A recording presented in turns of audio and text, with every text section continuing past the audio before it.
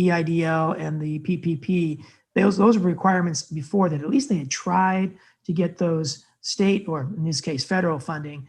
But since we have some state funding coming up, I do think there's some value in requiring them to at least try to get the state money in addition to getting the city money, so they don't look at us as the first and only resort. It's in their interest, of course, to try to get that 25K grant state money. What do others think about that perhaps being a requirement? Councilmember Biala? I think it's to their benefit, and I would hope that if they understand that it's here and that it's available, that they would apply. Now, if we help them, because some folks may not have the capabilities of going through, some complex applications, et cetera, I think that makes sense. However, if our application is dependent on the processing issues attached to applying for another loan, I just wonder if that's going to impact the ability for them to apply and be considered for this one. The newest one, how things have gotten so delayed and how sometimes they open up loans and within a week they're already accounted for and spent. And I'm very worried about our loan being dependent on that. Kathy, what do you think about replacing that language that's read it out and must have applied for the blank, blank, blank state loan, or explain why unable to apply? I think that was a good catch-all. Mm-hmm. If they could explain that they don't speak English, they couldn't understand it, or they're not qualified for some reason, rather than just saying, we didn't know about it, we're not interested, we just want the city money. Right. Yes, that would be good. Okay. And Matt, I don't know if you have a sense of if that was utilized in the prior loans, whether people were having such a terrible time accessing those other loans. Or explaining why they were unable to apply. Right. No, that wasn't really a problem because, we didn't require that they were going to be awarded a loan or anything else. We just required that they made an effort to at least talk to the people and stuff. And because the PPP ran out so quickly, that was all they had to show us was that they applied. It was a really short application. It was all that was required of them in the first place. So nobody was disqualified because of this, but we still used it as a kind of a check off in the application package. Okay, thank you very much. Yes, I think that addition, Mayor, would suffice. Okay, let's go to Councilmember Marina Dirksen, and then we'll go to our city manager who's joined us. Go ahead, Christina, please. I agree with Mayor Pro Tem Biala. I think the money running out so quickly was an impediment for many to assist or to wait for it. The other, I had a good conversation with someone who's on the call right now to really maybe consider these as bridge loans. If there's a lot of problems that come down the line with the state money or money from the feds, depending on what happens at the federal level, I think we can be accessible depending on how our capacity is, nimble, and use this to carry people over. So I think that the concept and the idea of a bridge loan is where we should be headed. Christina, can you explain how a bridge loan would be different than just a loan? Well, it is the same thing, but one will hold one over until the other is available.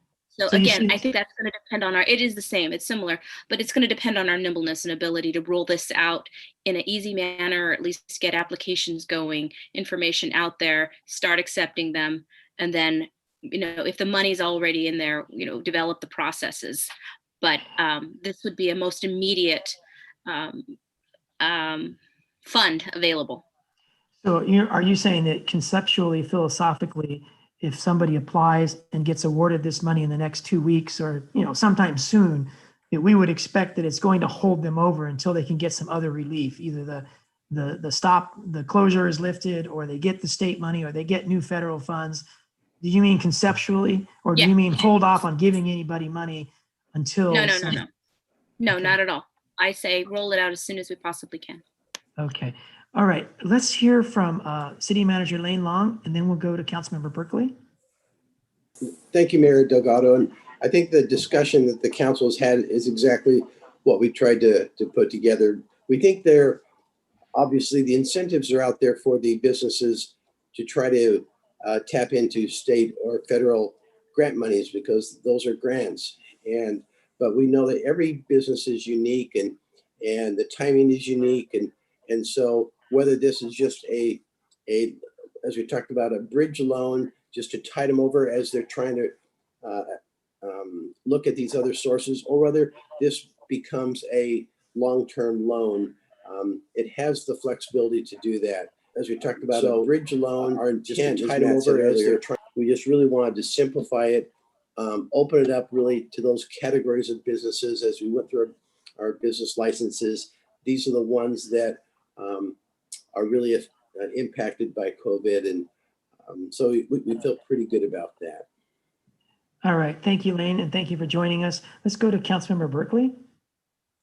Okay, just a couple of questions to the, following up on the bridge loan idea. So ideally, this is to get businesses back running in decent order. And so I'm wondering why we're doing a 0% interest rate for the first couple of years. I mean, like 3% is $300, you know, on $10,000 is $300. And it concerns me about the viability of the business.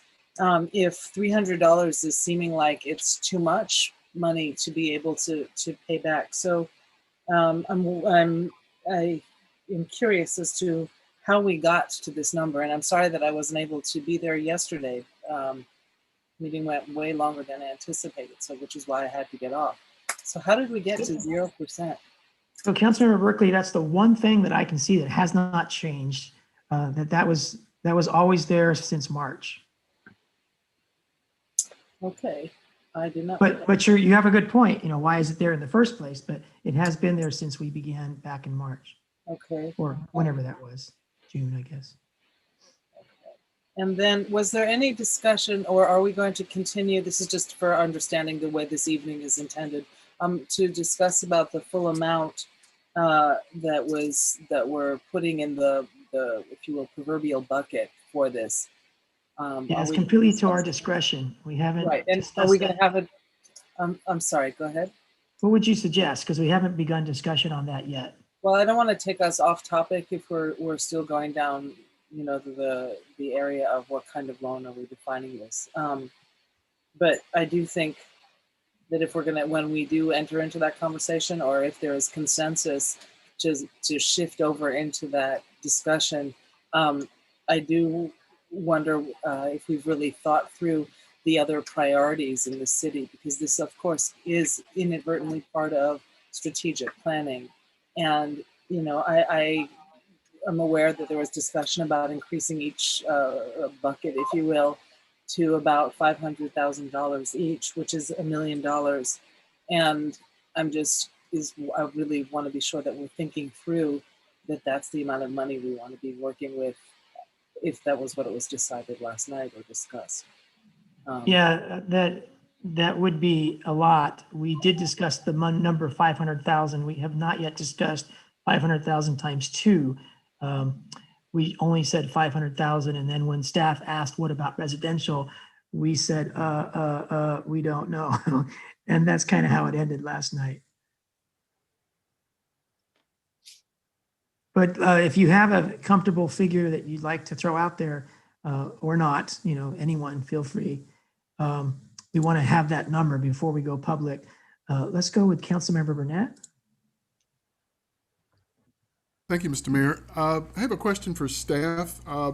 Matt and Lane, the information that's being collected from the applications, would it be possible that in mid-January, end of January, you could do a report back to council on applications received, applications rejected, total dollar amount committed, total dollar amount applied for? I mean, to date? Yeah, definitely. We could absolutely do that. We could give you to date right now, and then if council approves this new program, we could come back every month and report back to you. That'd be very, very easy to do. Lane, has there been any change since last night? You did that for us last night. Are we pretty much there? We had 2 outstanding potential grants that, or sorry, loans that we hadn't consummated yet? Yeah, no changes from last night. Okay. So I think that you'd be able to do that almost on any city council meeting because it'd be pretty dashboard accessible, right, Matt?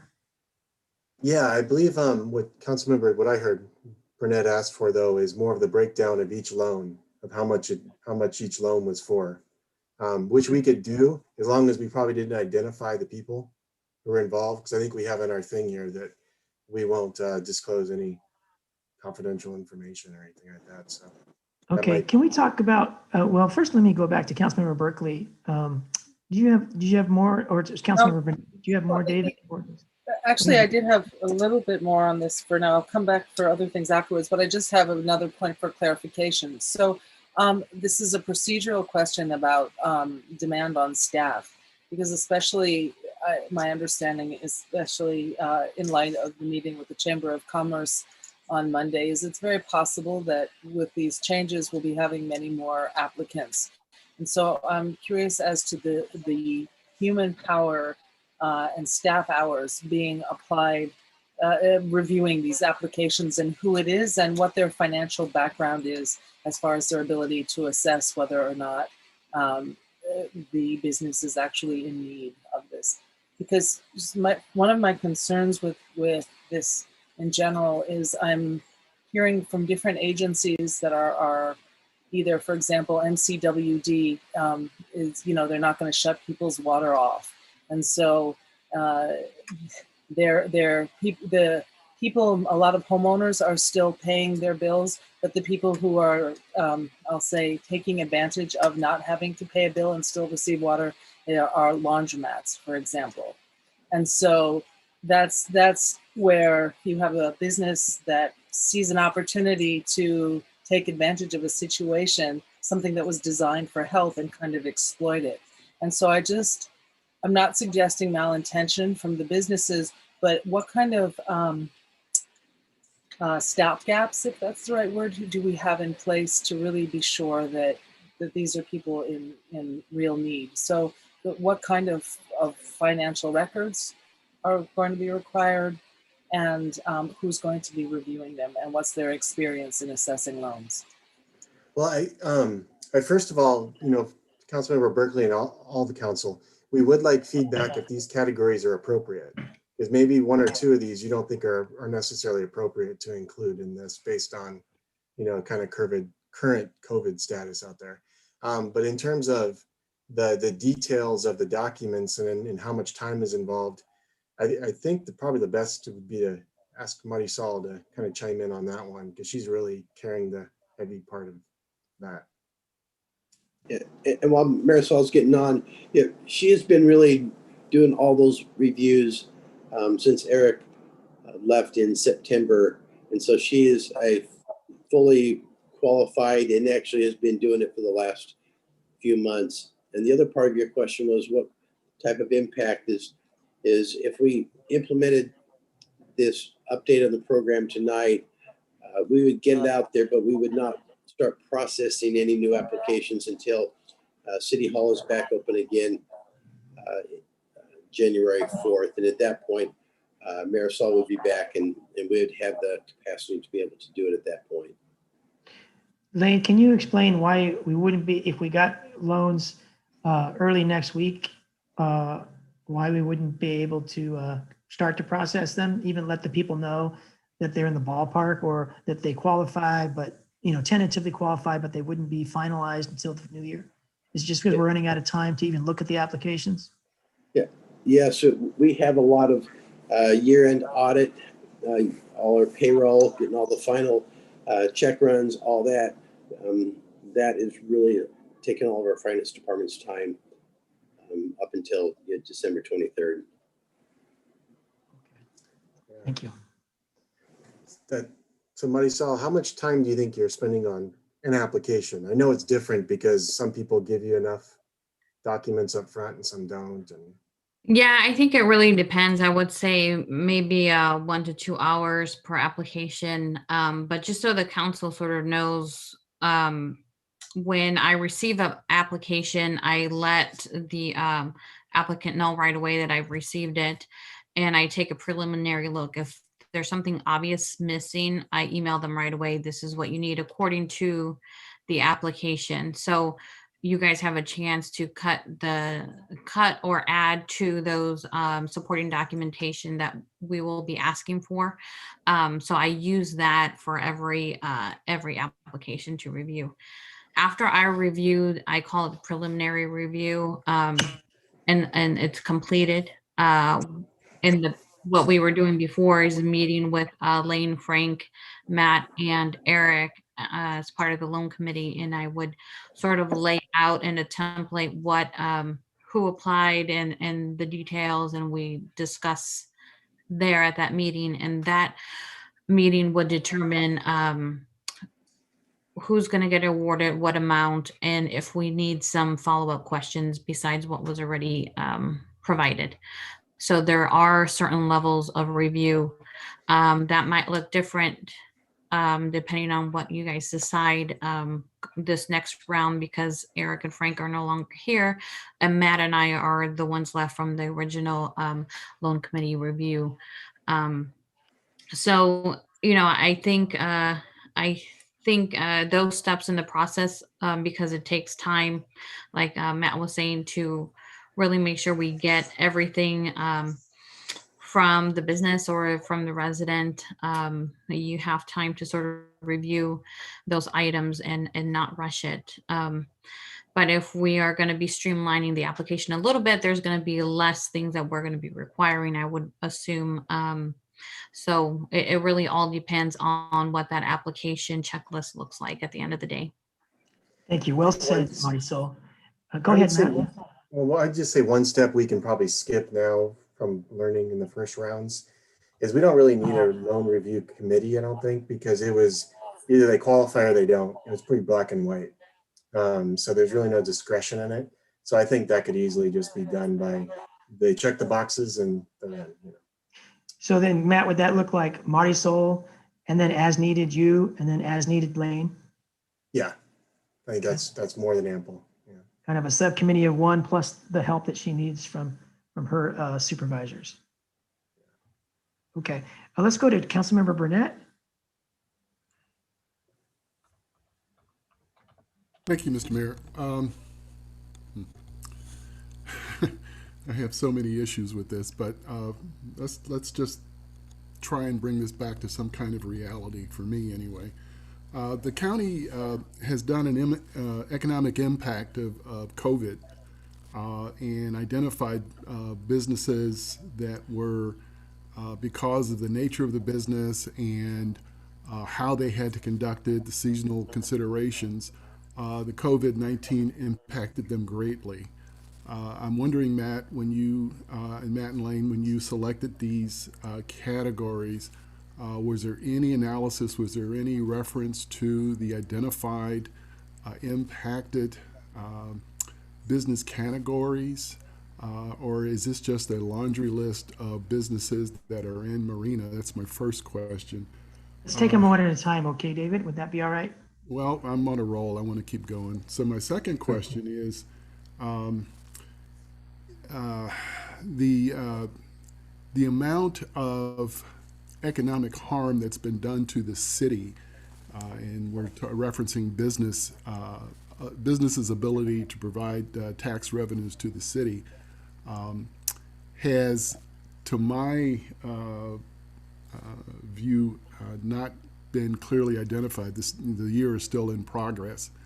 I'm just wondering, Matt and Lane, has there been an ongoing development of, I know we've got an estimated what the effect in terms of the shortfall of revenues so far, but have you had any kind of ground truthing as to revenues collected at the county level, and any type of update to the analysis that I think you provided earlier in the year, saying that there's going to be some definite shortfalls?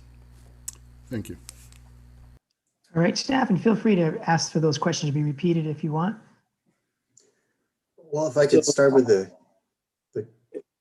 I'll start Go with the ahead. first question, just really quickly, because we did talk about this morning on our call that we had with our outside special counsel and stuff. And these categories are probably more than necessarily what's needed, but we don't have anything that's definitive from the county that demonstrates who's been hurt the worst.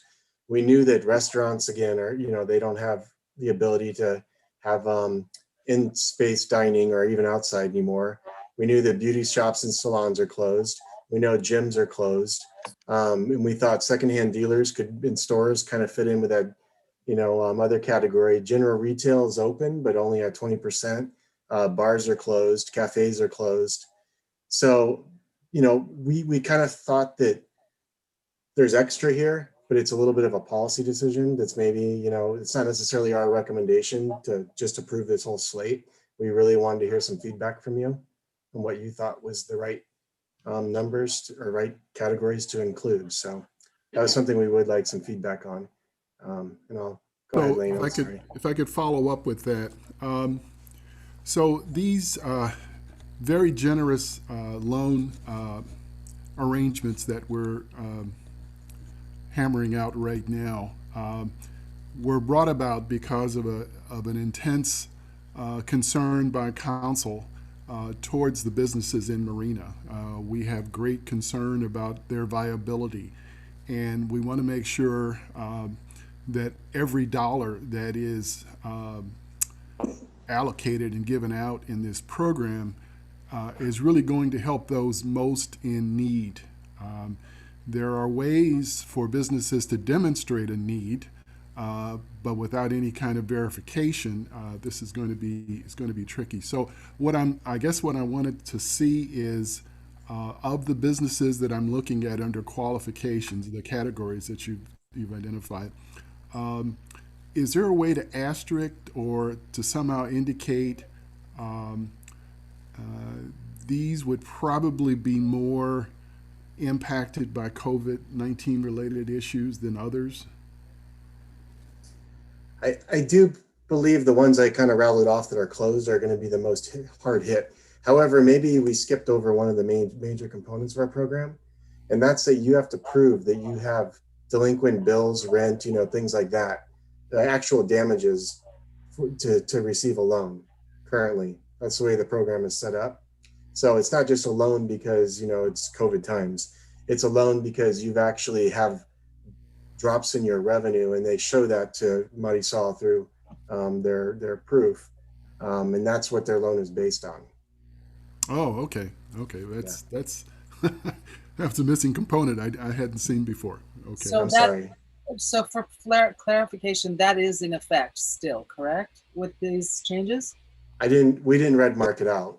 It's still. Right. Okay, so, but I'm just reading through it and I thought I saw it and then now I'm going back and I don't see it. So they are required to show damages, correct?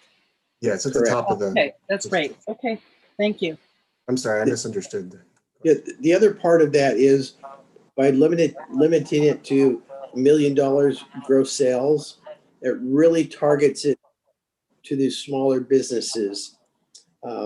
The larger retails, some of your larger chains, those have not been hit as hard, and they obviously have retail higher than a million. And so that also is another factor that is limiting it to the smaller businesses and those that are typically struggling.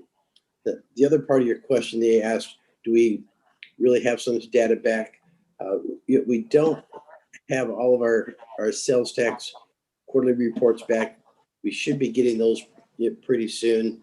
But generally, we know that our larger chain, like fast foods and ones like that, for the most part, they're doing okay. Some are struggling, but it really is the smaller ones under $1 million that seem to be struggling more than the other ones. So I'm just wondering, in maybe February, I don't want to create more work, but the council, I guess you can tell that the council is really eager to provide relief for our businesses. We've heard, we've seen, we understand that there is a definite crisis going on in the city. And so, but also at our December 10th retreat, one of the terms that kept popping up over and over again was accountability and professionalism. And I'm just wondering if maybe by the end of February, maybe we can get some kind of metric as to not just the money going out, but the number of businesses that have filed for bankruptcy, the number, how can we tell that this, this arrow is actually targeted and actually doing the thing we wanted it to do? It makes, well, I know some politicians, they feel good when they give things away, but in our case, I'm just wondering, maybe council, you could weigh in on what would be a metric to say that our COVID relief program has been targeted and has shown this kind of response to our relief efforts. Thank you. Yeah, one metric I would like is, I don't know how we could do this, but there's got to be some way. How many businesses, let's say we do it in June or we do it in May, whenever we do it, how many businesses have gone out of business since March of 2020? And of those businesses that have gone out of business, how many of those received city assistance and how many of those did not? So that we could start to say, oh, look, more businesses closed that didn't get assistance compared to those that got assistance stayed open, or the reverse, which would indicate that what we did really was of no value to keeping them open. Yeah, I think, Marisol, we don't really, nobody reports to us when a business goes out of business, right? It's kind of more of, we just know because we're on the street and we see that the business is gone. Yeah, usually if our third party sales tax company HDL is told, it's usually when the renewal period is, so it's not like right that month, and that's usually when that populates into the system. We know on the street, Matt, I think we know on the streets that a hair salon has closed and a restaurant deli has closed temporarily because of a change of owners. And outside of that, I think Lane knew of another business that had closed.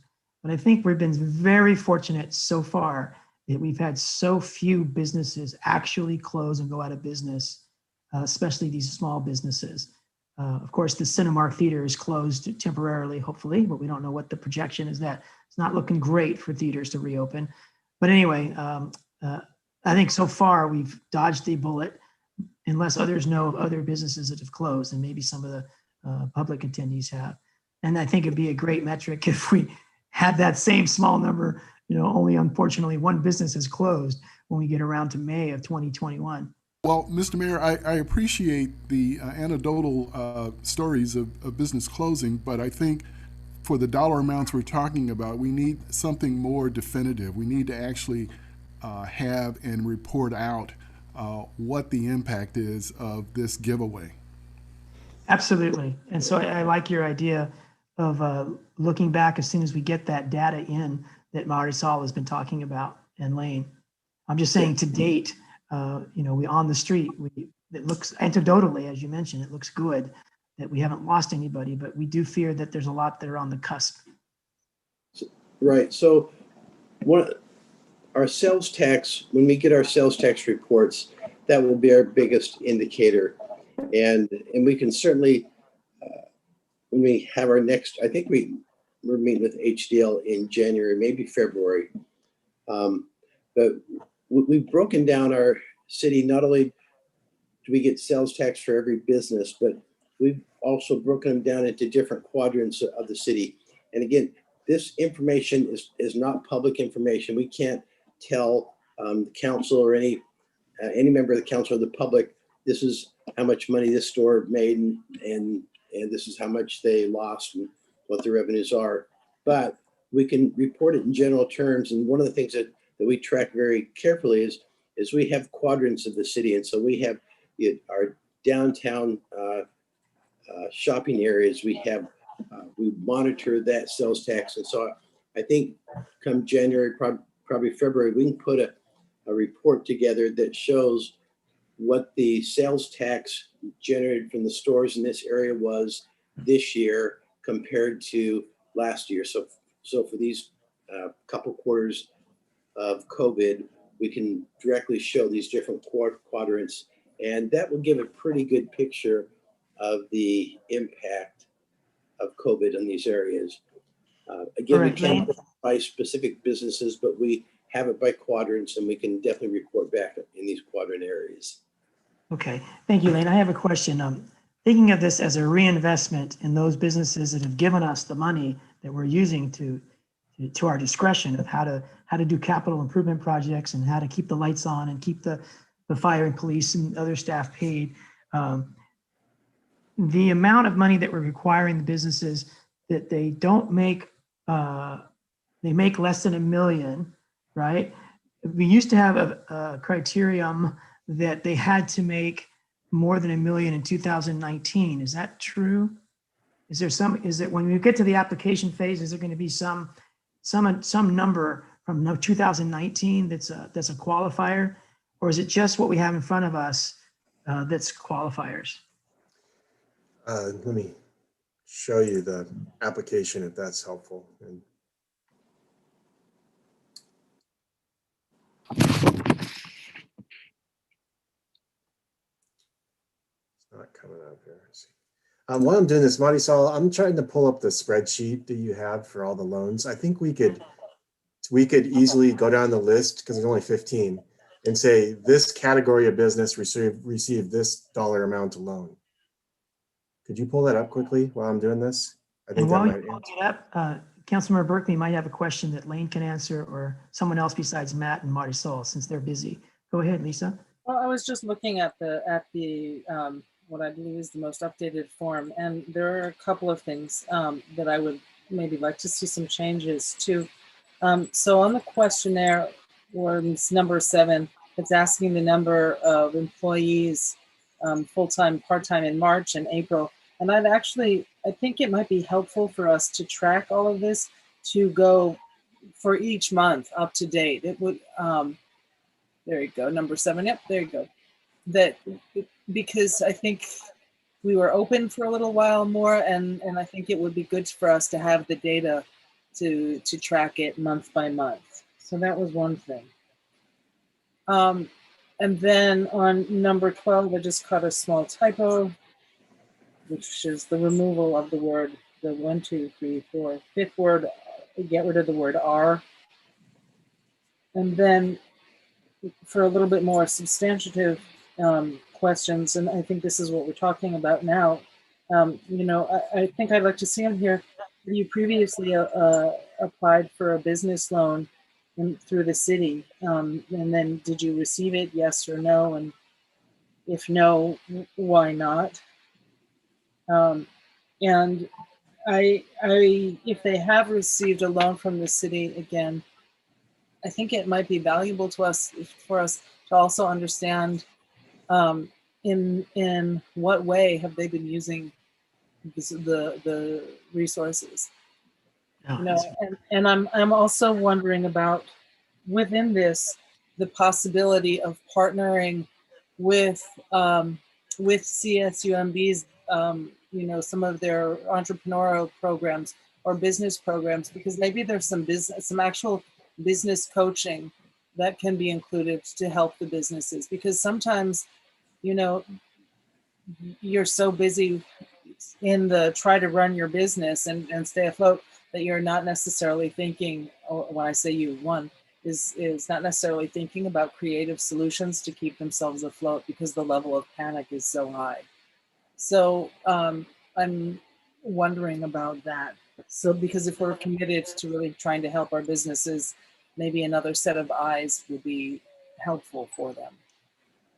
Okay, Councilmember Berkeley and Matt, can we take those one at a time? Can you go to number 7 and talk about the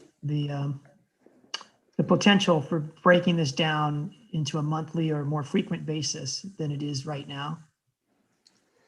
Well, if they were willing to cooperate, I guess perhaps, I got to say that, there's currently no requirement for them to report to us at all about how many employees that they have. Like, a business in general. So we would have to somehow get them to continuously report to us on a monthly basis.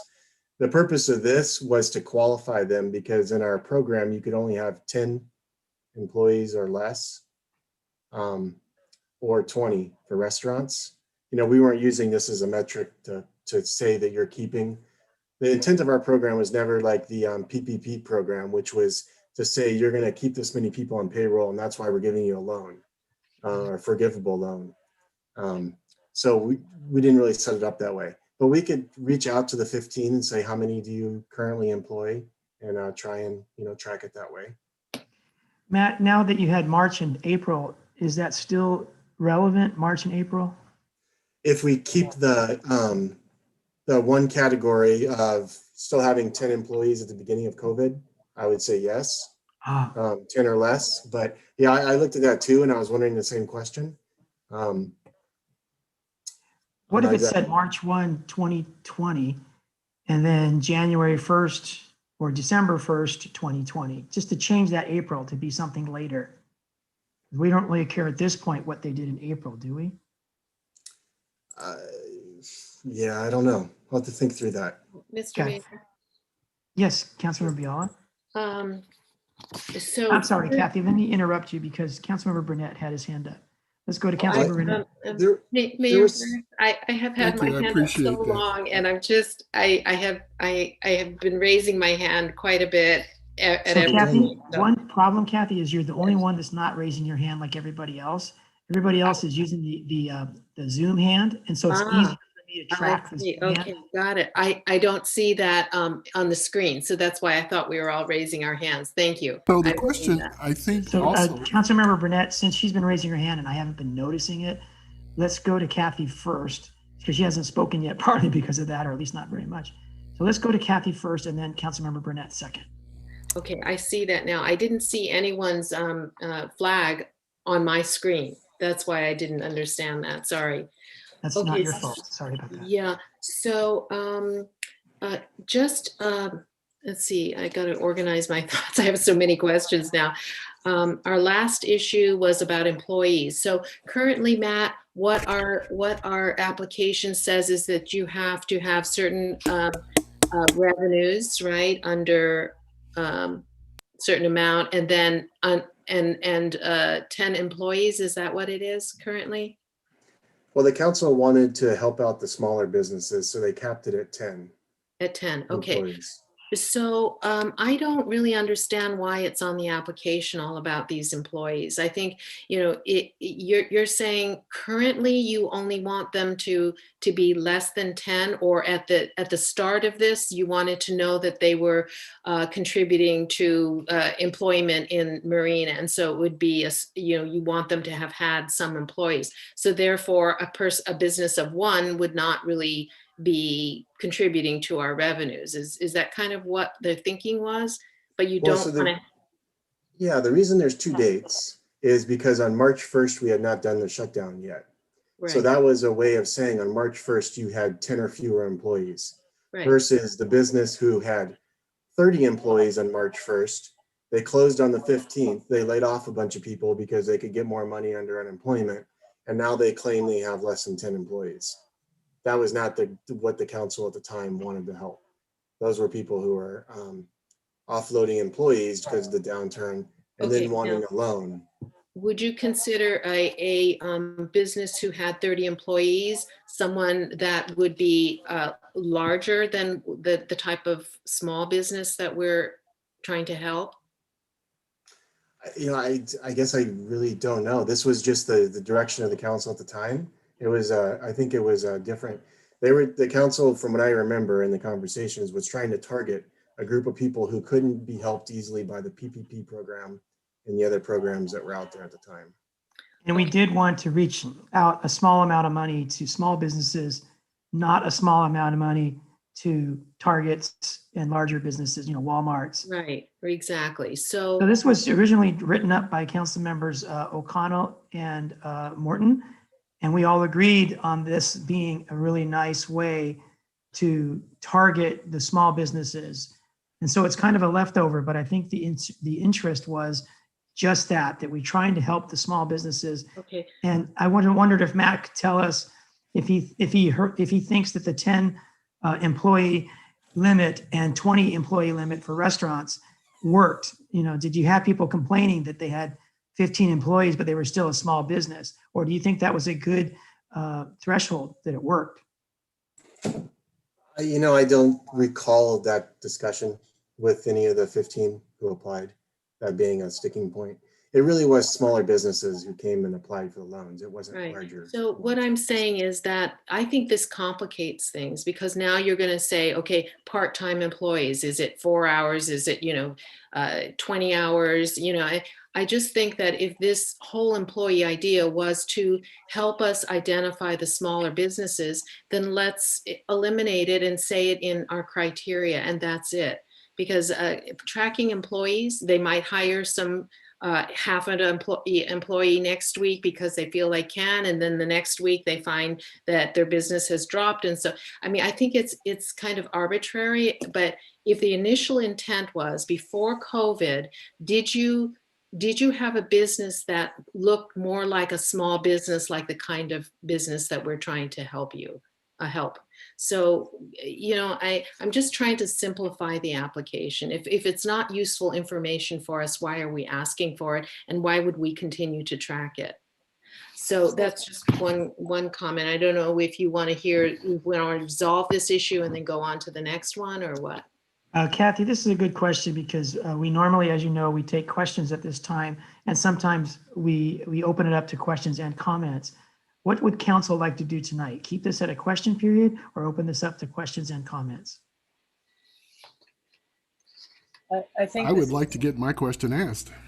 And you're next on the docket, David, but I wasn't seeing Kathy for several times raising her hand. So that she's got a backup log jam because I wasn't seeing your hand. But the question I want to know from council at this point is whether we want to entertain questions and comments or just questions.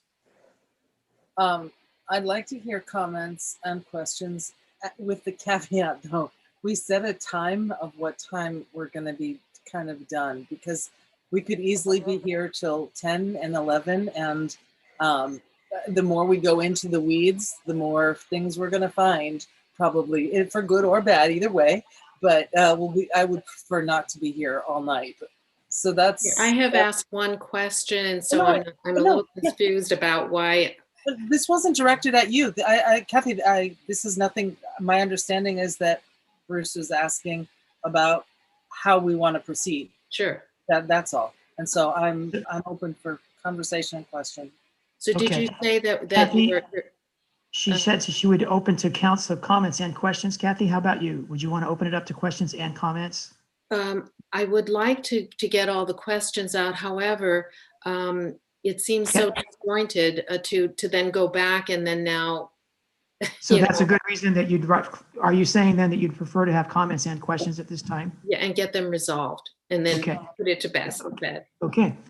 Christina Medina Dirksen, would you like questions and comments or just questions? I think I would really like to hear just questions and get it to the public as soon as possible, because after we hear from the public, before we go there, would we have to have a motion on the table? Because I want to hear what they have to say too. And then. So that's another question. That is another question we'll ask all of you. Normally we do have a motion before we go to the public, but like last night, I think, well, sometimes we don't have to have a motion, but let's ask that question a little bit later. But you're opting for questions only. Councilmember Burnett, what would you like? So I think because of the scope of this item and the still unresolved issues, I think a continued question and answer period is probably called for. If this had been an item that was, resurrected after many hours of discussion, I could see going straight to questioning. But these documents were fairly heavily revised, and we've just received them. And listening to staff's response has generated more questions for us trying to set policy. So I'm in favor of the council continuing to ask other councils about the item and also questioning of staff. I don't think we're ready to go to the public at this point. Okay, so it seems like the majority, and I kind of agree. Let's try to keep it to questions now. I think it's going to be more efficient if we just ask questions, and which is our normal policy, and then we'll get to comments in the process. So continue, please, Kathy. Okay, so my first question is, why do we have the employee things on the application? My second one is on the qualification chart. I would like to understand what professional and semi-professional is, secondhand dealers and stores, and general service, and how those relate to possibly impacted businesses during COVID. Do you mind if we go there now, Kathy, and try to take that one question at a time? Oh, yes. Oh, I'm sorry. I thought we were just asking questions. I'm sorry that. Yeah, we are. It's Q&A, just not a lot of comment. Go ahead, Matt, if you could answer that question. Or the first one, can I say asked and answered? No, I'm just kidding. Oh. The number. Go ahead. Staff can have comments. Council members can only have questions. Yeah, so just as a point of a question on this, I noticed that Monica Kim, I know, had an answer specifically related to this. So Matt, I don't know if that's relevant because I know she was working with them. So if it's relevant, maybe we can get her input because she's been working, but I don't want to step on your toes. So. Okay, well, Matt, can you bring up the number of the employees? That's all I know. That's why the council established that. Okay, we did talk about that, trying to limit it, trying to prove that they were a small business, and maybe we can strike that out. But I think that question was answered, why we have that full-time, part-time. Now, can you go up to the chart that showed the business categories, please, Matt? Because Kathy's second question. That was a different document. So we'll do our best. I tried to get a definition list from our business license people, and they didn't exactly have like a definition that goes with each one of them. But it's, because people say who they are when they register for their business license. So, but we can tell you, I mean, most of them are fairly standard. Automotive repair is going to be tires, muffler repair, that type of thing. Yes, and what I'm asking is, were they all shut down as a result of COVID? Or just because travel is limited, then people aren't changing tires, et cetera? Is that what we're saying? No, and this is what I said earlier, is that this is a lot of policy here to give us direction.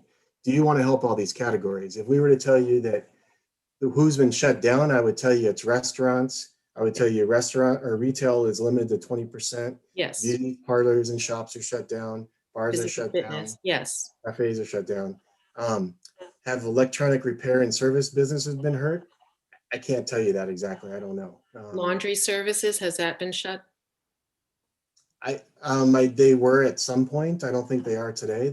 It's a personal service. It's still open, I believe. So you can get your dry cleaning done still. Matt, this is Tina. We didn't shut down laundry services. Those were essential. So they never got shut down. They just had to follow the COVID rules. Yeah. Darn, I was using that for an excuse not to wash my clothes. Yeah. So this is an area we would love to hear your feedback on. If you'd like us to strike some things, we're happy to do it. Yes. So, and understanding what general service, I can't even make a comment because I don't know what that means.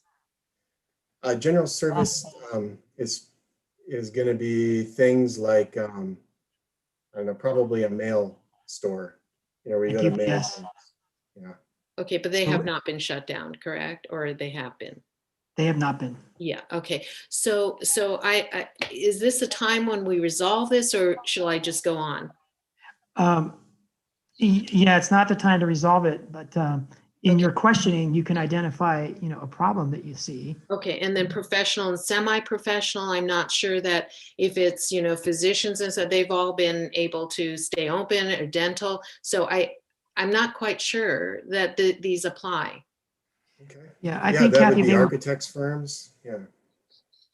And I think these are all put on, Kathy, not as a criterion that they meet having been affected by shutdown as far as being shut down. The county order is out there. We can look at it. We can verify what businesses are shut down and not. Yeah, this was not that threshold. This was whether staff thought that these categories could have been affected by COVID. So you don't see grocery stores, because I think that staff assumes that grocery stores probably are doing okay. But Matt, can you repeat what you said earlier about why you included these categories? So you got two tests here. The first one is that, again, you have to have documented damages done to you by downturn in your revenues from COVID, and you have to prove that. Then, are you one of these categories? Should we include like professional services? There's a really strong case to be said no, because they haven't necessarily been hurt as bad. Well, if I'm a dentist, Matt, there was a time when I could not see as many patients, and they've gone back and forth. So I think some professionals have been affected and some maybe less than others. But you have a good point. But I think there's some variability there.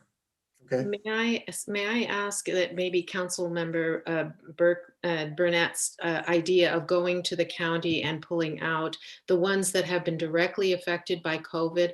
I think our issue is that there's maybe a larger amount of businesses that could be included, but we might want to have more more focused intent here.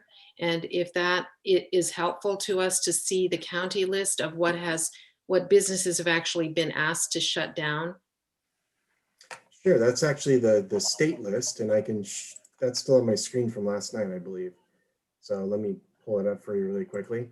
And it's basically the ones I just rattled off. Okay. That are currently closed.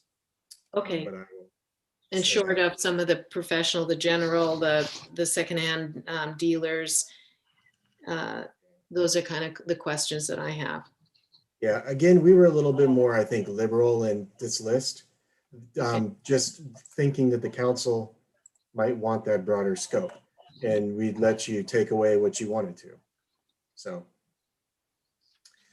So here are the businesses that are currently shut down: hair salons and barber shops, personal care services.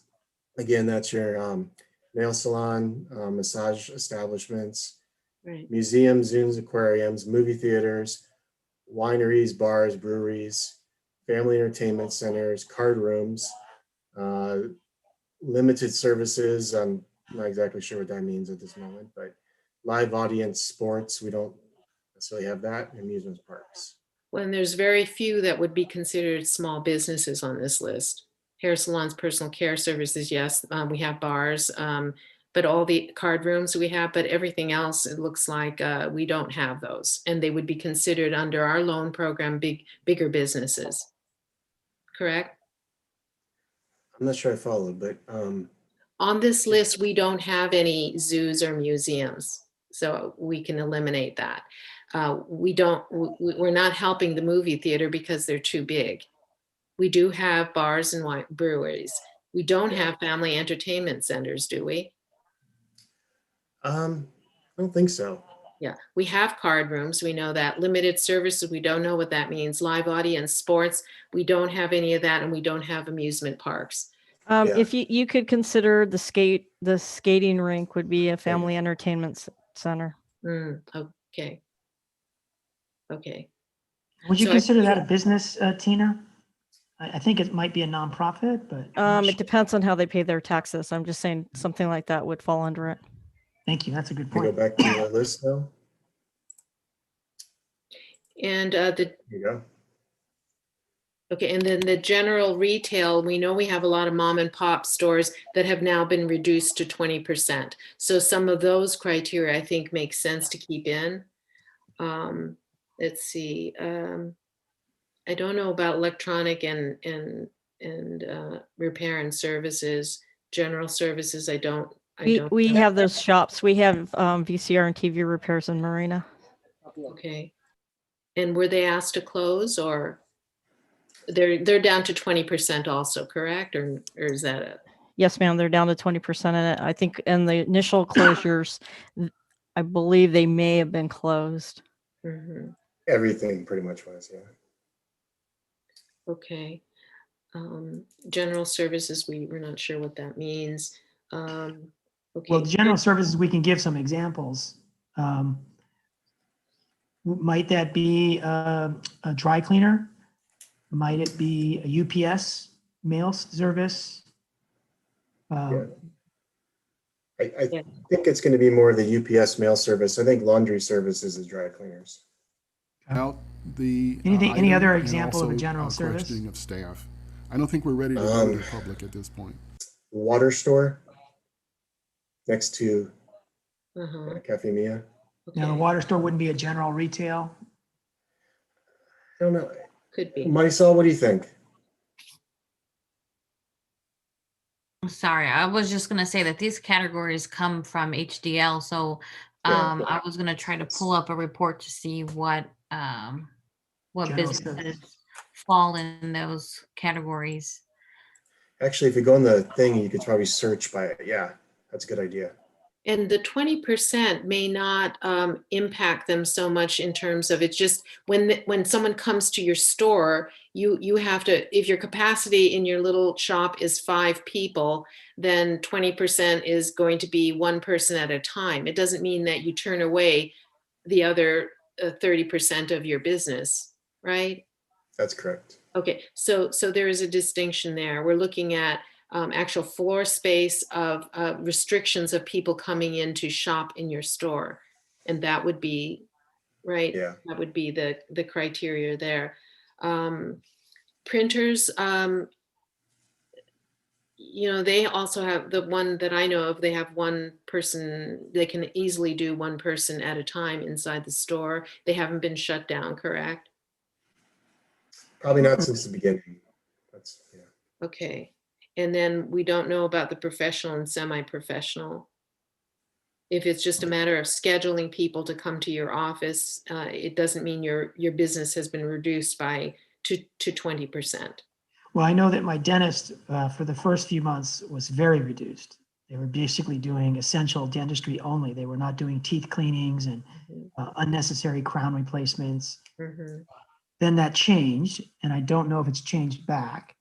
But I think in the course of They COVID, also have the some one that I professional know of, they businesses have such as one dentistries person, they have can been easily do one person at a severely time affected, at least inside for the a period of store. time. They haven't been shut down, correct? Yeah. Probably not since the Okay, beginning. secondhand dealers and stores. And we I'm have gonna general say retail Goodwill. and retail sales. Do we need general retail and retail sales? Are those different? Yeah. Well, what I would say is that also you have those. I know Marisol's bringing up the list, but for businesses, you do have some of those smaller mom and pop general retail stores. You'll see them like example in the Lucky's parking lot. And is that different than the retail sales, like the India fashion trends? It's mostly clothing. Is that general retail or is that retail sales? Again, it's how HDL did it. Yeah, these are all Yeah. different categories. I can share the search screen if you want, Matt. It has, we can Yeah, type and in what category. Sure. And before you do that, though, I just want to again bring us back to it. All these categories don't mean a thing if they don't have documented harm done to them. Good point. So, and asking the question like, was this business hurt by COVID? That would be my response is that, well, they have to demonstrate that they were hurt by COVID. Good And you point. also have the business revenue cap on top of that. Mm-hmm. Mm-hmm. So go ahead and share your screen if you. Thanks, Matt, for that clarification. I keep forgetting, even though you've mentioned it 3 times now. Yes, and I really like this chart, though. I do, because it kind of gives us a little bit of a backyard to decide, make decisions on. So I really like it. I just think it, just refining it a little bit more. And I think we can eliminate retail sales and just put general retail, which covers a huge amount of people. And then, as you're saying, the next step is that you show the evidence and you show your revenues. So I think I'm looking at this and I'm already seeing mistakes. And what happens here is people do this themselves. They go into our business license database and they register themselves. So you'll see Anytime Fitness here is under general service. They should have been under the fitness most likely. Perhaps not. Am I wrong, Marisol? Yeah, you're right. And then the thing is, if it's going to be a criteria on the application, you're saying if your business license falls under this, this is what we're going to have to go by. So, um, to not mistakenly exclude, a business, we might have to have those listed. So this is just general service. I don't know if you want me to pull up another one. No, it gives me a good idea. Yeah, and this is just on our website, our City of Marina website. Yeah. Okay, so we have some general categories: general retail, general services. I think that's really good. And I say just collapse general retail and get rid of the retail sales. Now, I'd say I would agree with you, Kathy, unless we looked at the definition and we saw that it was excluding a bunch of businesses that were the type that we're shooting for here. mm. There are business-to-business sales that don't classify as retail. 7-Elevens, Ace Hardware. Ace would probably be too large. Yeah, they're probably on the cusp. I'm not sure if they have more than 10 It's a employees. franchise. I mean, how can you exclude them? Are you being facetious or serious, David? It's a good joke if you're being facetious. They I'm are, not sure. they are, the franchisees, operators. I mean, you could say that about McDonald's. some of the other chains too, Yeah, right. And that's where the number of employees and the $1 million cap come in. Eliminating the employee requirement, I think, is dangerous ground to be walking down. I agree. I think the employee number and the amount, the $1 million, help us keep it to small businesses, and it seems to have worked so far. So as we're kind of like, I'm listening to people and I'm looking at this, I kind of just keep coming back to that. Have you been harmed again by COVID? Because I think you could dive into this rabbit hole and go through these weeds for 3 days. So do you want to just eliminate it? Because I don't think this was a direction that we gave. And when I saw it, I thought, oh, that seems reasonable. But if what you're saying, Matt, is let's just eliminate it then, because having to reconstruct these and based on our current businesses is a lot of work. So since it wasn't on the previous one, let's just get rid of it. Now, before we jettison it, Matt, I have a question. Home occupations, are they going to come under the residential loans, or are they going to come under the business loans? Yeah, so we discussed that briefly, and we thought the residential loan was a little bit made more sense, because if you're a home occupation business, what is your damages that you're showing, your bills and stuff, you're showing your mortgage, you're showing your electric bill. So that's all based on your home. So Okay. we thought that made the most sense. It kind of depends on the nature of the business. I mean, you could be a dispatch wholesaler that provides food supplies or uniforms, and you do this out of your home. And if their customer base has been reduced, then they will have been impacted by the pandemic. And how did we treat home occupations in the first 3 rounds, Matt? I believe we did. I'm sorry, Marisol, what did we say today? We did one by mistake, I think, as a business loan, and it shouldn't have been. Is that what we? Sorry. So we did do one home occupation as a business loan. I don't know if it was a mistake based on their criteria, because it wasn't specified in the loan application for it to be residential. The one that was a home occupation that we did move to residential was because of the reason that she was a landlord and only had one rental that paid her duplex that she lives in as well. So that's why that one was moved to residential. So Matt, unless I'm missing something on it being something that should have been under residential, I don't know that we were at that time sort of differentiating if they home occupations per se. And Okay, this let's, also begs a question about whether the storefront businesses maybe are more preferred because they are actually part of our of our malls and our downtown, and that was one of the things that I think initially we talked about, is that after all of this, we don't want to see our business areas to be basically like ghost town, with people having no businesses there because they've gone out or they whatever. So is that something that we want, because we don't have enough money to service all businesses, and so I think we have to think through maybe a priority list too of ones that we know have been most severely you know um, impacted, or if they're storefronts. And then that was leading into my next question. Is this first come, first serve? Is there any priority of, dollar amounts of impacts to their businesses, or percentages impact of their businesses for the harm done during COVID?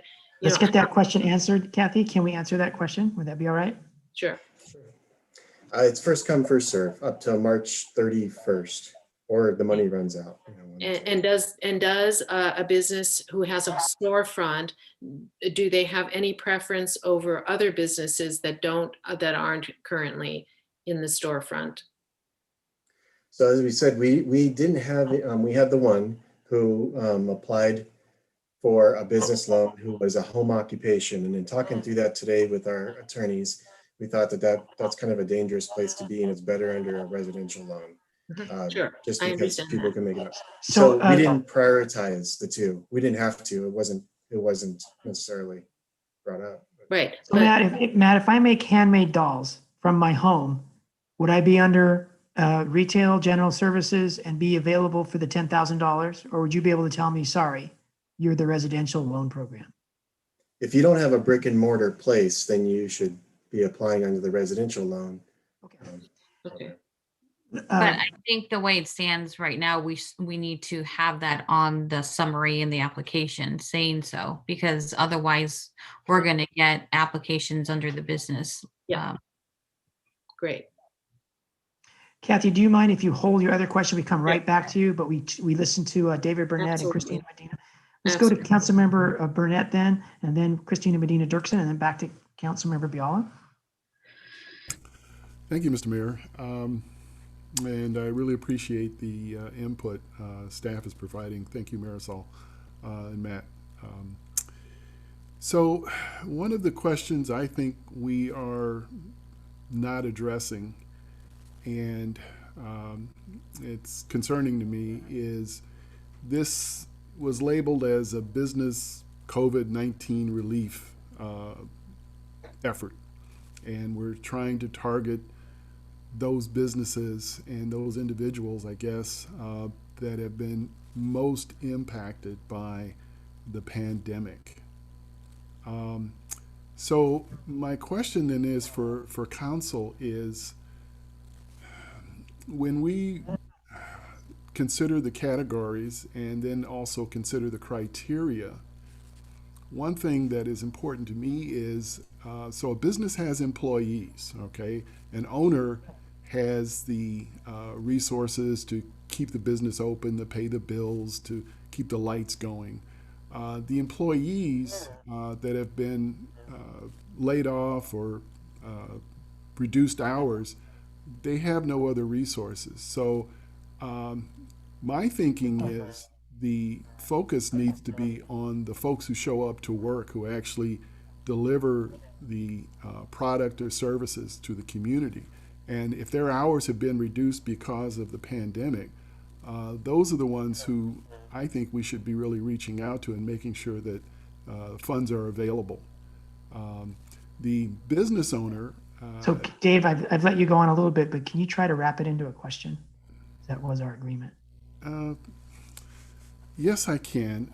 Mr. Mayor, this seems to be a slightly distorted conversation that we're having here, and I've noticed on several occasions the input that I've had has been redirected or anyway. Let me wrap up. Just saying, I would like the council to consider, are we trying to help the employees? Are we trying to help the business owners? Thank you very much.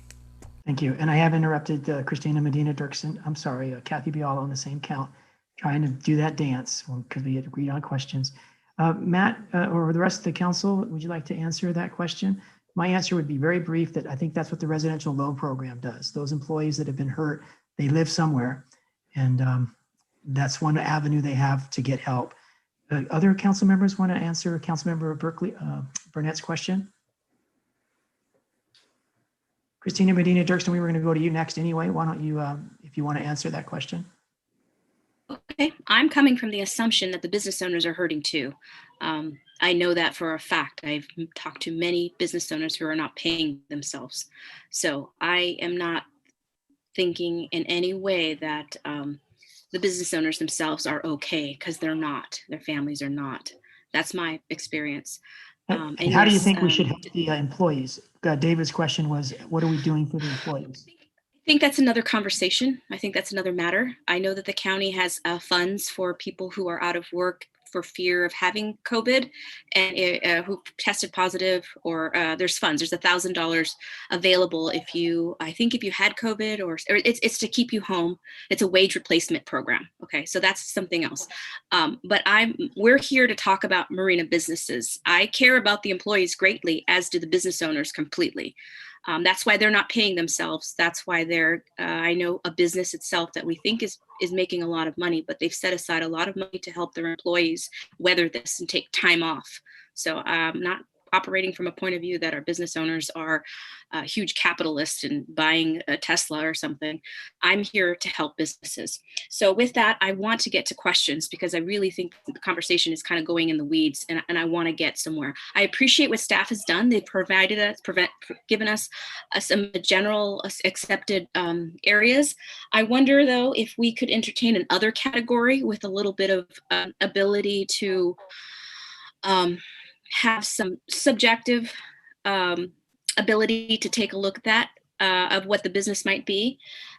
Secondly, as a consideration, a drop in business as a result of a shutdown. I'm not a business expert, and I can't say what business has done better than others.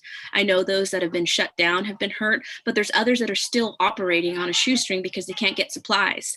Or can I ask you to try to wrap it into questions? I think you might be asking questions. So yeah, 2 questions. One, can we consider another category? None. Second, well, this is more of a comment, just as a consideration, the drop in business as a result of the shutdown, but that's answered because you have the $1 million, or you have the damages to show. And then thirdly, on the home business front, how can we make that fit into the business loan? Because again, I'm not a business person. I don't own a business, but I know many people who run businesses out of their house or who had to scale back. Dirksen, I need to try to ask you to get you did ask the question, and then save the comments as much as we can. Otherwise, we all get frustrated because we're going off into different directions. Okay, I'm good with my questions. Let's move this conversation along. Thank you. Okay, Matt, do you want to try to handle those questions?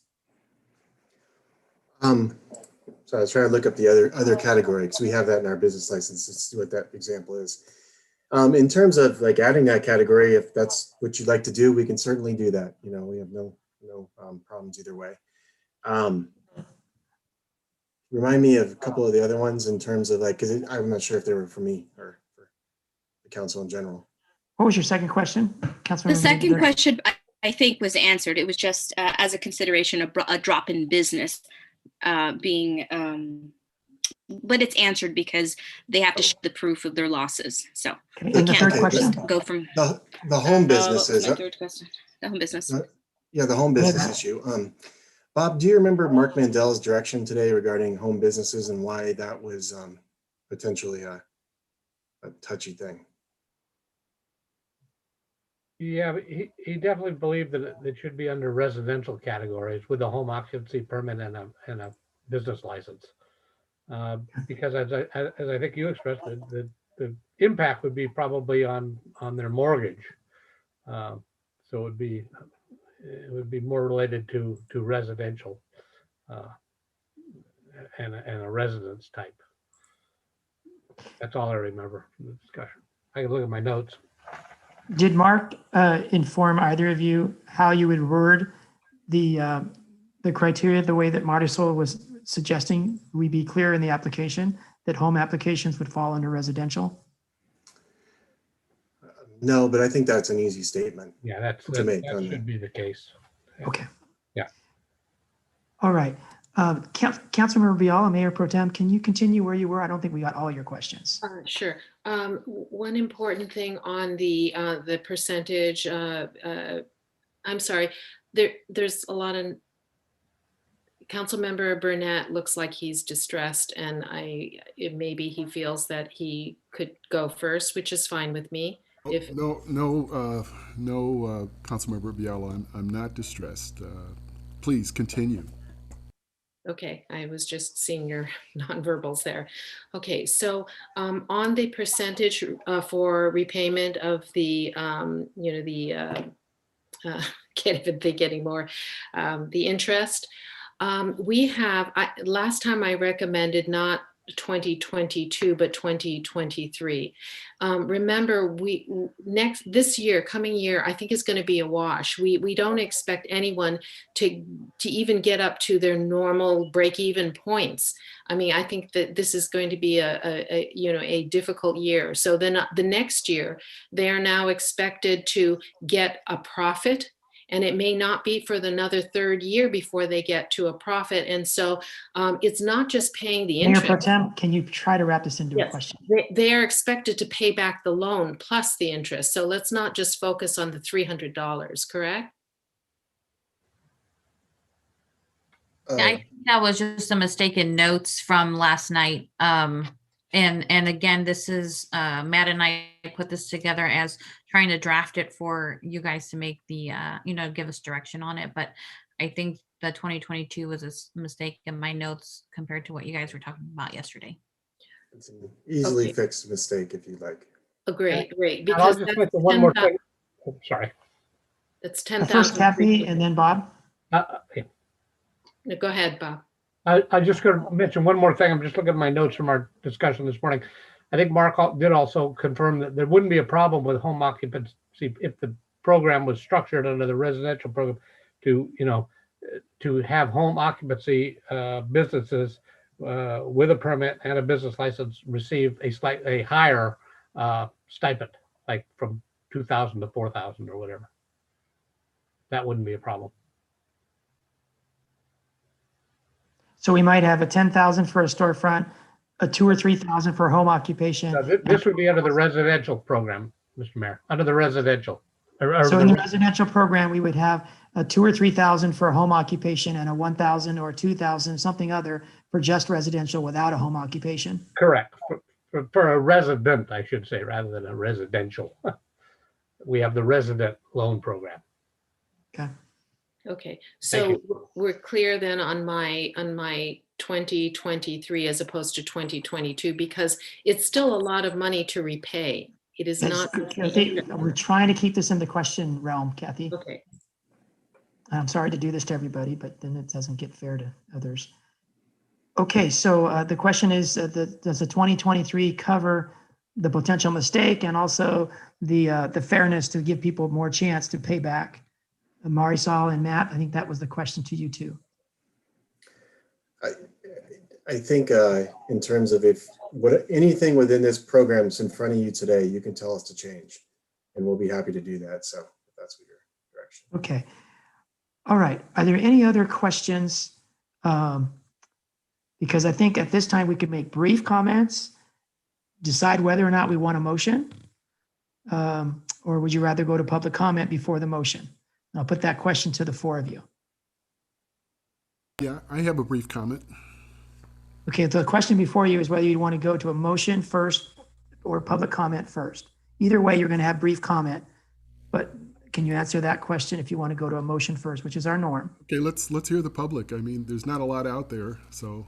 Okay, so let's, if no one objects, then let's have brief comments, and then we'll go to the public, and then we'll come back to make a motion, unless there's any objection to that order. Okay, seeing no objection, let's go to brief comments, starting with Monica Kim. Thank you for being patient, Monica. No worries.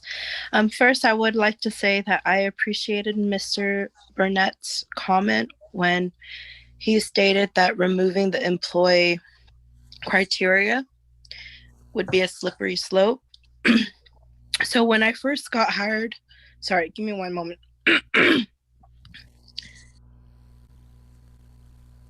When I first got hired to the city of Marina, I was tasked with calling almost over 100 people that left voicemails once the number of our business line got on the news. In addition to that, I was tasked with stuffing emails or stuffing envelopes with translated letters that I helped translate to advertise to people that didn't watch the news that we are a resource for them. I also was tasked to driving to all of these businesses. As you can see, we have over 500 businesses in Marina, and that was an impossible task for me to drive to all 500 businesses, as well as mail all 500 businesses, as well as call every 500 business and follow up with 500 businesses. So when me, Eric, and I believe Matt was talking, we divided the businesses into 3 different categories. Businesses that had over 1 million gross receipts, $1 million in gross receipts, businesses below $1 million in gross receipts. And then the third is real estate / landlords.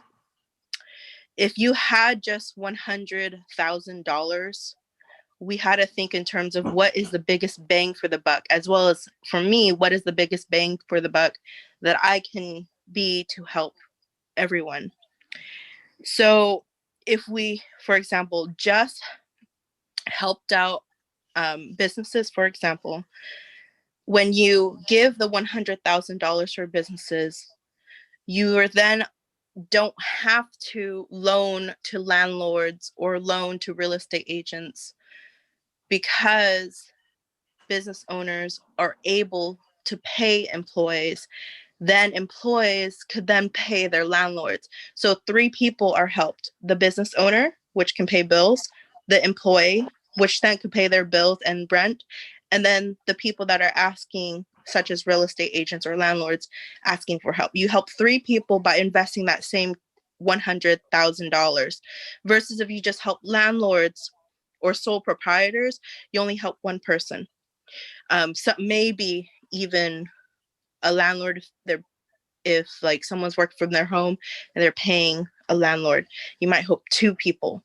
But the best business model would have been having a small business or even a big business, because then you could help 3 people out with that same money that we had. In terms of the big businesses, meaning over 1,000, or sorry, over 1 million, as I found calling through many of these businesses that had over $1 million in gross receipts, majority of them would turn down the Marina loan because of the way Marina designed their loan. We designed it so we helped out those that really needed it. If we had a very strict income threshold, so most of them didn't qualify or had different motives, in the sense where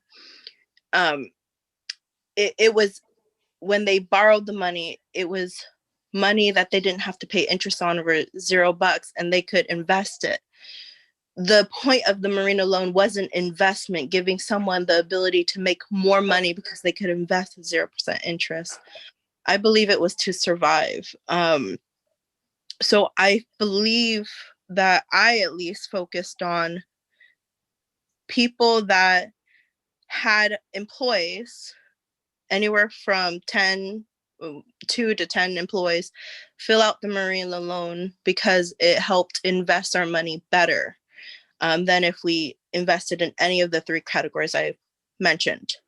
And then to answer in the very beginning, the Marina loan program was in a sense a bridge program, mainly because during the time that EDD had a lot of tech glitches, about 85% of all calls to EDD from Californians alone were rejected by the EDD department. They were never answered back. They were never called back.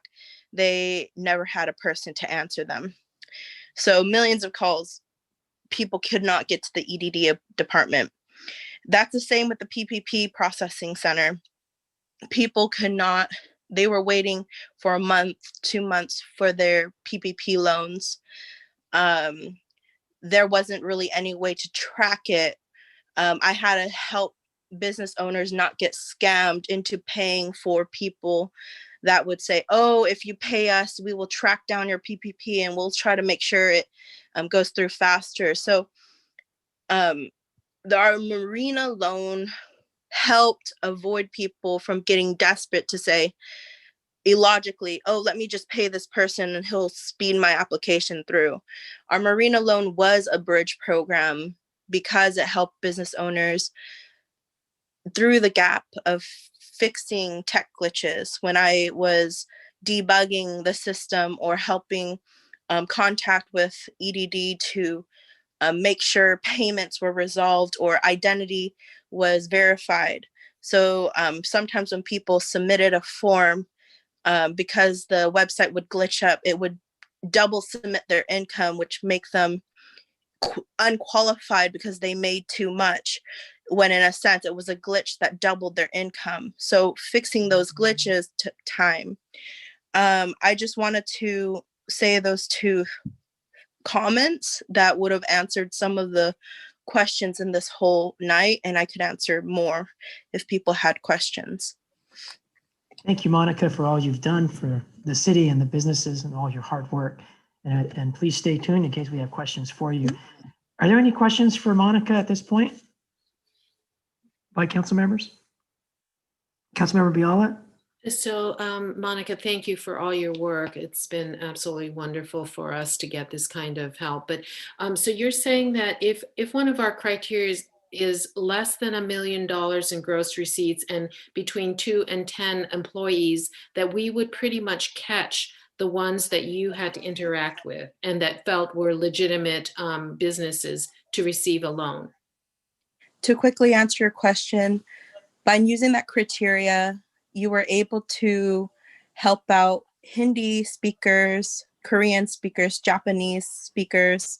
We were able to help Vietnamese business owners, and we were able to help out Spanish or Hispanic business owners. Our criteria helped out those that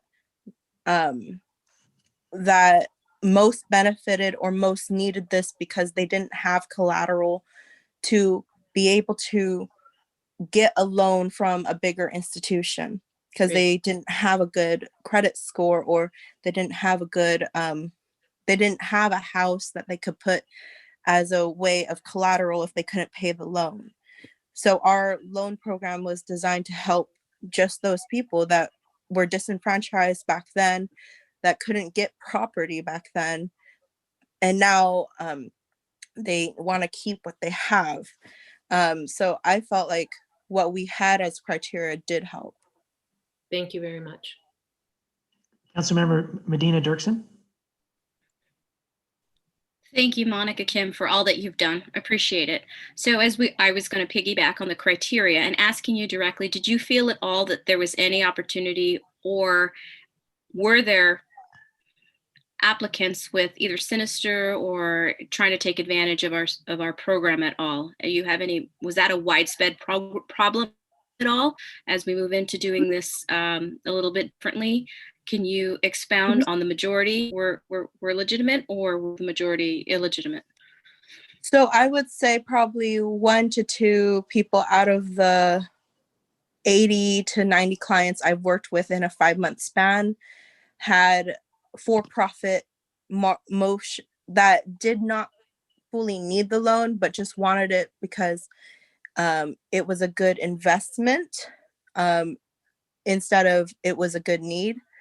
Not that they had malintent, but they just wanted to do better, to open more businesses.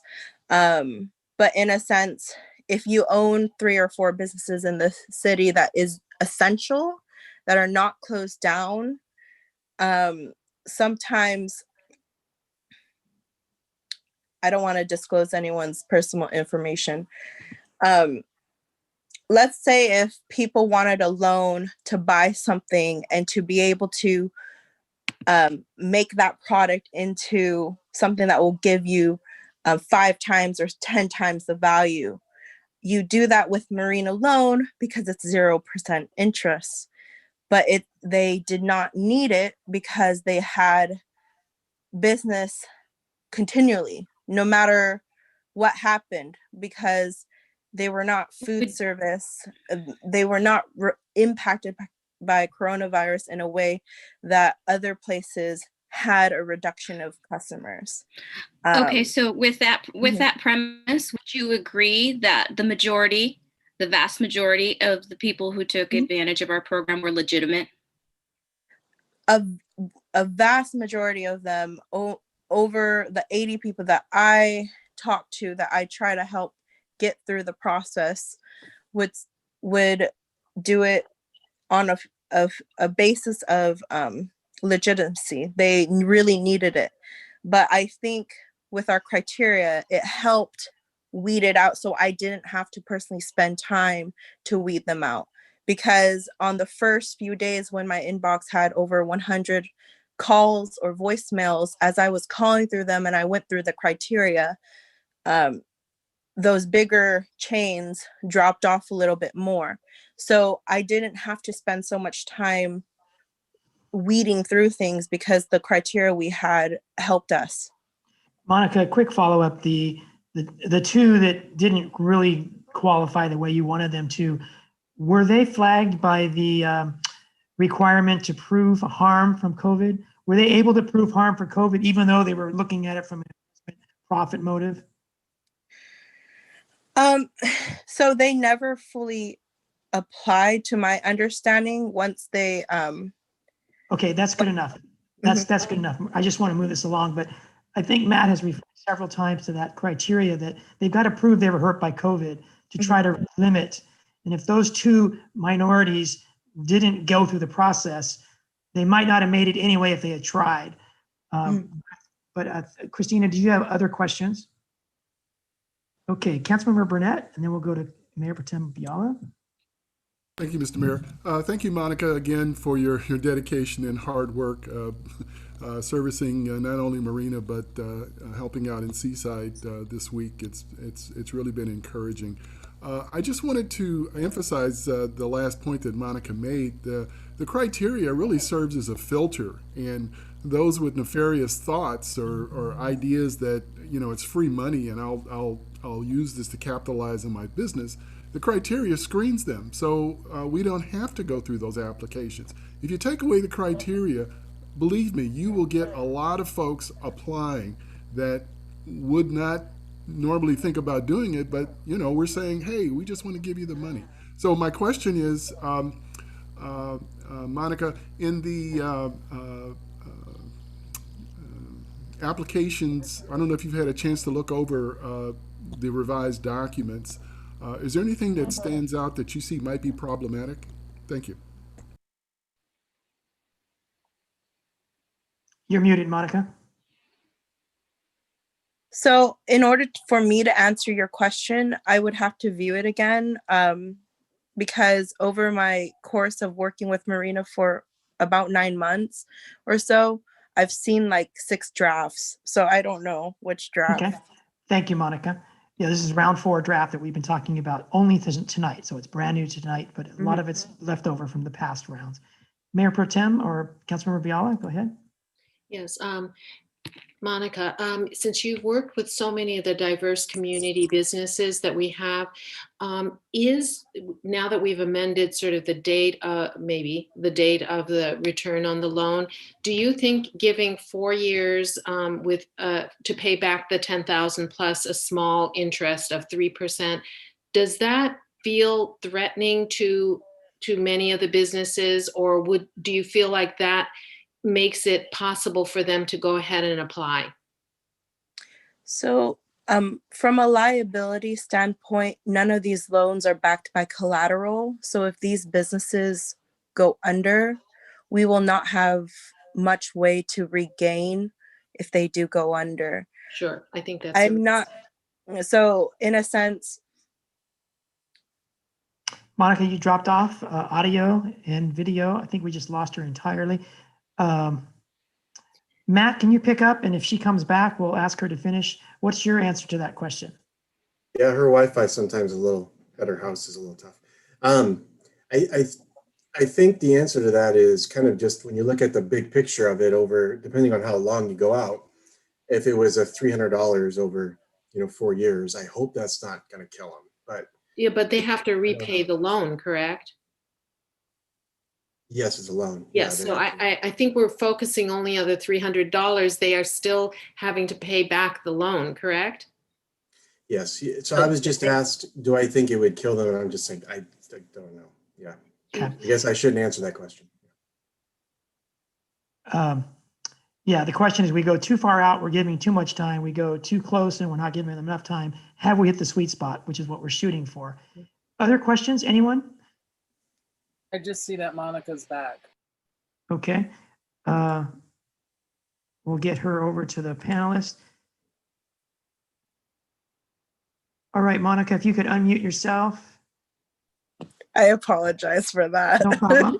Please continue, So Monica. we were just summarizing and saying, is the repayment of the 10,000 plus the 3% loan, is that over a period of 4 years, is that the sweet spot in which we're not driving people away because they're afraid of that kind of loan? Or is it too generous and then we risk these businesses going out of business and then we can't collect the 10,000 back again? 3 to 4 years, I believe, is a good sweet spot. Anything longer would be kind of hard to reclaim back, or too risky to reclaim back. Okay, Thank you, Monica. so much. Okay, if everyone is okay with this, how about we go to the patient public? Starting with Juliana Lecure. Juliana, thank you for joining us tonight. Can you see me? Yes, good evening. We can hear you. Hi, how are you? Great. So I had a suggestion more than a question. So I was wondering if the city ever thought about like maybe investing in something that would encourage the small business to come to something like the Monterey Fairgrounds. When they were unable to host their events, what they decided to do was to make the Monterey Fairgrounds into a drive-in movie theater. And that, and they had, I guess, they have vendors and they sell hot dogs, they sell alcohol, they sell like many different types of food. So I was curious if the city ever thought about investing into something like that, and that would encourage small businesses to be part of that, and that would bring in business for the community. And from what I see, the Monterey Fairgrounds charge like $30 per car to watch a movie. And then people go and buy food and, you know, they watch a movie for $30 and food. So that was more of what my suggestion was, if you guys ever thought about doing something like that. And if that brings in revenues, then that means that you can save possibly money on, I guess, giving out loans to those businesses that end up doing well from that. And that could give money to someone else who needs it. Thank you, Juliana. That is a good out-of-the-box thinking, and we will get to all the questions as soon as the public comment is over. Did you have anything else that you wanted to offer right now? No, that's it. Thank you very much for joining us. Anyone else with, thanks. Anyone else wishing to comment? Let's go to Grace Silva Centella.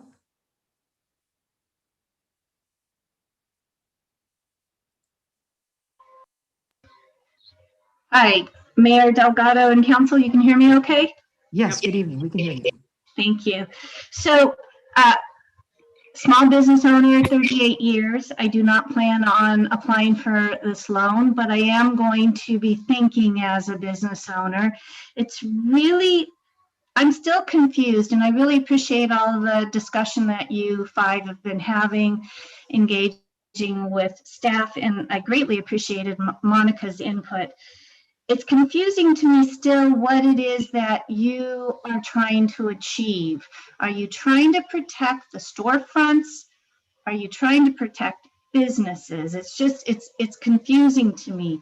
Are you trying to protect all of Marina businesses, or are you trying to protect just specific businesses? And that leads me into another question. The actual application says that there has to be documented delinquent bills. I would suggest that it be documented revenue reduction, because you could have some businesses that have really suffered, but they've been tapping into their business savings to keep themselves afloat. They haven't wanted to deal with the PPP program for what other business owners have explained to you are difficult about it. And they have the pride. They just haven't wanted to feel they needed. But if they could show documentation from tax returns from their previous year, and if they're a legitimate business, they're going to have tax returns, that to me makes a little bit more sense than just that they have documentation of missed delinquent bills. And then the only other question is, in rounds 1 to 3, from the way I'm understanding this, some businesses received a $10,000 loan. Round 4, those same businesses will be able to receive an additional $8,000. But those who didn't apply during rounds 1 and 3 will only be allowed to borrow $10,000. There seems to be an inequity and unfairness there, especially again, if you were one of those businesses who just spent down their savings hoping that we weren't going to go back down into a horrible shutdown like we are right now. So that I'd suggest that you have some discussion about that round 4 and the equity of people who borrowed first versus people who will be borrowing for the first time, and that you consider documented income reduction as opposed to only delinquent bills as a justification for receiving the loan. Thank you very much. Thank you for your points, Grace. Anyone else wishing to comment tonight on what's been discussed or what your suggestions might be? Let's go to William Greenbaum. Go ahead, William. Good evening. And you hear me, right? Yes, good evening. We can hear you. First, Marisol, thank you for your help. My business did receive $10,000. And so that people know how that money was spent, I paid my employees that I had not been able to pay for quite a long time. I paid a few small bills and then it was gone. So that extra help that comes in, my business is an essential business. As much as I feel selfish to say it, we are an essential business. I'm a bike shop. I am transportation. Before all this, we were considered sporting goods. There are so many people that are commuting. That's a whole nother thing. But the biggest problem that my business, like some other businesses that I'd like, David, for you to understand, is that not only is there may be less people going to a tire store to take care of tires because there are less cars on the road during the shutdown. But bicycles and what I'm dealing with, I'm fixing people's stuff that we're unable to get a lot of components right now because partly there are shutdowns in countries that are sending us products. I spent 5 months waiting for kids' 20-inch tubes to come from manufacturers that weren't used to making them as fast as they needed to make them now. Ridership's up 300%. So there are other areas where there are businesses that they may be doing normal business, but it may be abnormal because now they can't get the products that they need, and now they're suffering because of that. So, and to Grace, I appreciate what she just said. There are businesses that do have savings, and there are businesses that are, there are so many different sides of this. Anyway, I'm done. Thank you very much. Thank you, William, for joining us tonight and providing your comments. Sure. Would anyone else like to speak tonight from the public at this time? All right, not seeing any hands go up. Let's go back to the council. And at this point, I think we're ready to start building a motion and hearing comments. Who would like to start? Mr. Mayor, before you do, I think the one comment that was brought up about the $10,000 and the $8,000, that's a complete error. I mean, we didn't think about that. That's a great point. So that might be something you think about. All right, so one way to deal with it would be, and I'm not suggesting this, I'm just throwing some things out that were hypotheticals. We can increase the first timers to 15K and the second timers to 5K, so that if the second timers wanted 5K, they would max out at 15K, just like the first timers. Or we could reduce the first timers from 8K to 5K. And yes, they'd still end up with a total of 15K potentially, which is 5,000 more than the first timers would get at 10K. Or we could just adjust it, to, we could say no second timers. If you've applied the first time, don't bother the second time. So how would council suggest we deal with that potential inequity of a two-timer versus a one-timer? Councilmember Biala? I'm going to suggest that we keep the 10,000 for first timers and reduce the second timer to 5. Do you see an inequity in the two-timer having 15K max with the first timer having only a 10K max? No, because they presumably could apply again if there's another infusion of money, correct? Depending on our criteria, correct? Right. Councilmember Burnett, thank you. Thank you, Mr. Mayor. I don't think we should allow a second timer at this time. I think we've shifted the criteria. The criteria that was available at the time the program first rolled out is now shifting. And so I think the folks that were in the situation where they needed the money at the time, they applied for it. I think now as the pandemic deepens, as its impact deepens, we're going to get a new round of folks who have maybe they passed on the first round, but now the second round they really would like to have access to those funds. And I'm just conscious that we want to make sure that those folks that really need it have access to it. Thank you. Other council members? Councilmember Berkeley, do you have an opinion on this equity issue? This is your forte. One of your fortes. Well, I'm just listening at the moment because I have some just overall concerns about this that I'm waiting to see where we go with this, because it is also related, apropos equity, is to whom is it accessible? What's their background? Also, how much money, how many loans are we going to be able to do? And I've got a whole series of concerns. And honestly, and I say this cautiously because we've already spent so many hours on this, but I am concerned about how does this, where are we getting this money from? How much money are we willing to give out in total? So I'm going to just sit back and listen for a little bit longer before I make a comment. So thank you. All right, thank you. Councilmember Christina Medina Dirksen, did you have a comment on the equity issue, second timers? I supported what you had. Your idea was a good one. I like that idea. We have tried with equity. I mean, this is going to be an equitable program because we are trying to reach out to everybody, and we are changing it. So people who I think it's throwing a lifeline to all of our businesses, and that's important to me. So I have no problem with second timers coming back for more. Okay, now when you said you liked my idea, I threw out 3 hypotheticals. What do you prefer?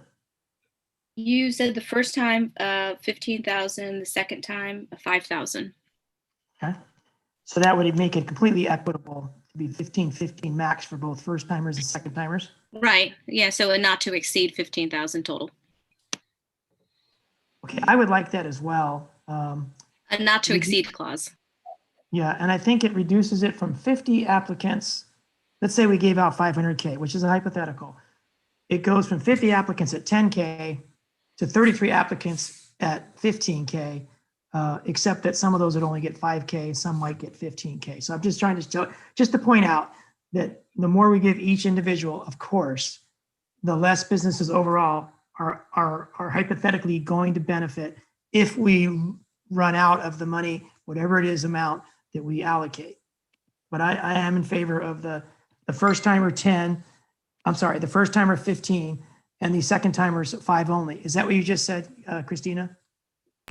Okay. So Mr. Mayor, by increasing the amount of indebtedness that we're encouraging folks to do, if they're struggling to pay back $300 on a $10,000 loan, and now we want to give them an additional $5,000 or additional $10,000.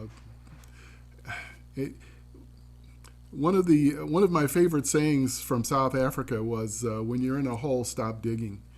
And I don't mean that to be facetious or to make light of anyone's suffering, but we've talked about some real concerns. You know, these loans are not secured.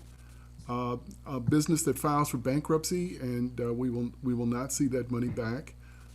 Someone whose business is failing today, and they know they're going to go out of business, could apply for this loan, receive it, and take a trip. Okay, and I'm not saying that we're being inundated with folks who have nefarious means or they're trying to deceive the program. But if we expand the amount of money available or on offer to an individual, if you're trying to save your business and oh well, here's another 5,000, of course they're going to take it, but I think it's prudent for us to say at some point, are you going to be able to? Is this going to save your business, or is this, just well, anyway, I don't think a second round is called for at this time. Maybe we can revisit this again later on and see, where the pool is and how much, how many people have actually decided to wade in and how effective the program has been. But I think if they've received the first round of loans and now they're coming back because things are still bad, and the business indicators are that we're still not breaking even, or we still are not viable. I don't think that's a good sound fiscal response from the city. Thank you. Thank you very much, David. Let's go to Marisol. Did you have something, Marisol? Yeah, I just wanted to add that the way the program, the applications were sort of looked at was the loan request had to be substantiated with the delinquent bills or what they provided. So I don't know if we are still wanting to do that. And part of the reason why I wanted to bring that up is because we had some businesses in the first few rounds that didn't ask for 10,000, so they didn't get 10,000. And then we had that third round, which we sort of offered those extended income limits to those other, I think it was about 3 businesses. So you have those businesses qualifying under different criteria throughout the round. So if you're talking about second timers, are you talking about all of them or certain rounds, ones that got approved under certain rounds? And just, I would assume that they would have to fit the new criteria first. And if they did, then they would get approved for whatever they submitted for. But I just, if it's not clear in the summary of their application, and then the people who are actually reviewing or filling out the application and reviewing the application might be misguided. So I just want to make sure that we get that clear, whatever you guys decide. All right. If we forget, Marisol, make sure that you remember to tell us to clarify if we allow or don't allow any of the previous first timers, to make sure that that point's covered. I think you're correct. We need to cover that. Monica Kim. Go ahead. Just to cooperate with this conversation, the best way to minimize risks and to continue to assist businesses by giving money is if we have resources researching how to get community block grants or grants from the federal government. Because if we can have a team at Marina investigate for resources at a federal or state level, we could then use that to distribute to our businesses at no risk of people defaulting, because then it will be a grant. It is very difficult because I've been researching for about 2 weeks to try to put in applications for something like that. But the reason why I am researching those things is because it is risky for Marina to continue giving out money, and we're not sure if we're going to get it back if they go bankrupt. So we need to think of some way how to protect Marina as a whole as well. Thank you, Monica. Okay, let's go to Councilmember Berkeley and then Mayor Pro Tem Biala, just because Councilmember Berkeley hasn't had a lot of input yet. So I'm just thinking, going back to the first round or second round, I'm thinking we should put the first round people as a priority, come back and see what we have left in the pot after a month, 2 months, and then depending upon how much we've actually allocated, give those who are potentially second timers an opportunity. I think too that if they're coming back for a second time, there needs to be some way to show that there's been some kind of attempt to make changes within the business in order to adapt to the circumstances.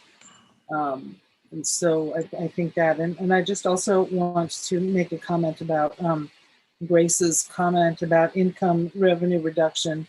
I think that that's probably a very good idea, but I think that along with it, there's got to be showing that there are damages from COVID, because we don't, if it's just showing revenue reduction, I mean, maybe that's a sign of a poorly managed business. So I think that we would need both of that. So those are my 2 comments for now. Thank you. Thank you. And Councilmember Biala, when you start to make your comments, can you also comment on the income reduction versus the delinquent bills Grace Silva Centella comment that Lisa has segued into? Just add that to your response. Sure. I absolutely agree with Grace that we should put in that parameter, documented income reduction as an or, because there's a litany of things that they could produce. So absolutely, I'd be for that. Can you be clear? Can you clarify, at least for me, do you mean that's an or a replacement no, it just of says delinquent bills? Yeah, it lists things and it says or mortgage on business, and we can say or documented income reduction. It might be any of those. It could be multiple of them, but I think we should include that. Okay, so you're not advocating either or, you're advocating adding income reduction as a means of proof that they deserve this loan. Yes, yes. Okay. And if it's not sufficient for Marisol, then she can request that if she needs further clarification. I think it's, it's kind of a judgment call on which of these seem to help her to make the decision. I think that she would use her judgment on that. Should I go on then? Yeah, that was my ask. You had something you were already going to say. Yes. Okay. So I want to say that I am in favor of a second round for people who have received the previous loans. I would think that those who were denied, we should see them as a priority in the first go around. I just want to say that 10,000 or 5,000 as a second is really very little money. I have run my own business for 6 years, and believe me, after that, I would like to be an employee. The kinds of stresses, the amount of time that goes, the risk of losing everything. And I can't imagine if a pandemic happened and I suddenly was reduced to maybe 40% of my previous revenues. I think we have to take this in context. $10,000 is nothing when you look at the amount of money that a business person has to expend to keep their business going. Kathy, can you clarify your priority between first timers and second timers? My priority. I'm not sure what you're saying. Did you mean to say that people that have not yet, businesses that have not gotten a loan, the first timers should be given priority over the second timers? No, I was including them in terms of the first timers, that we should go back and look at that and make sure that they understand that they could apply for the first time loans, because they didn't get one. They were denied. Okay, I'm still unclear. Can someone else figure this out for me? I want to understand this point, but I'm not understanding. She's saying the people who were denied the first time, if they could be prioritized to why they were this next time. Those that were denied the first time, if they could be prioritized the second time. Did I? Yes. Okay, so right? if first timers had a priority of reaching out to those that were denied, and that's why they're still first timers, because they Yes. wanted got it. Yes, yes, because Kathy, what do you think about prioritizing or not? Maybe you said you don't think there should be any prioritization between first timers and second timers? no, I didn't make that distinction. No. Do you think there should be a priority given to those that have not yet gotten a loan compared to those? Sure. Yes, I do. Yes, I do. But I'm very much for second timers applying for whatever allocation that we decide, whether it's 15 and 5 or 10 and 5 or whatever. So I'm not. So if we gave priority to first timers, would you want the second timers to wait for a few months to make sure that there was money left over? I mean, make sure that we had enough money for first timers, or would you allow second timers out of the gate to get money? I think that it would be too hard, because if you keep going on the first timers, you will never be allowing second timers, and they unless you had a date certain. You could say by March 1st, okay, start letting second timers That's come true. in. It's up to us. That's true. Okay, so in that case, yes, then it seems like it would be prudent to have priority of first timers and then set another date for second timers. Yes. But what I'm saying is that we shouldn't discriminate and say that second timers are if they're asking for $5,000, that somehow, we've given them so much money that, geez, they shouldn't be allowed to apply again. Because I think that these businesses that have been in our community for maybe decades, I don't think we need to then say, well, because you got $10,000 and you're still needy, that's a reflection on your business acumen or your circumstances. So I just wanted to say that. And I think that's it. Councilmember Burnett, in addition to everything you were going to say, can you also respond to the income reduction versus delinquent bills, and also how to prioritize first timers versus second timers? I'll try, Mr. Mayor. So the income reduction, I think the basis of that has to be that it's documented, demonstrated, related to COVID-19. I think Councilwoman Berkeley's comment is very much on point. You have, dropping revenues year upon year, and now the pandemic hits. Yeah, it's going to impact you very severely, but were your losses due to poor planning, not anticipating, not pivoting, those kinds of things. And so the other question about, so anyway, I think there needs to be documentation on why you've lost revenue. Okay. Whether or not prioritizing second timers, well, my first thought was that there wouldn't be a second timer, but if we're going to go down that road, I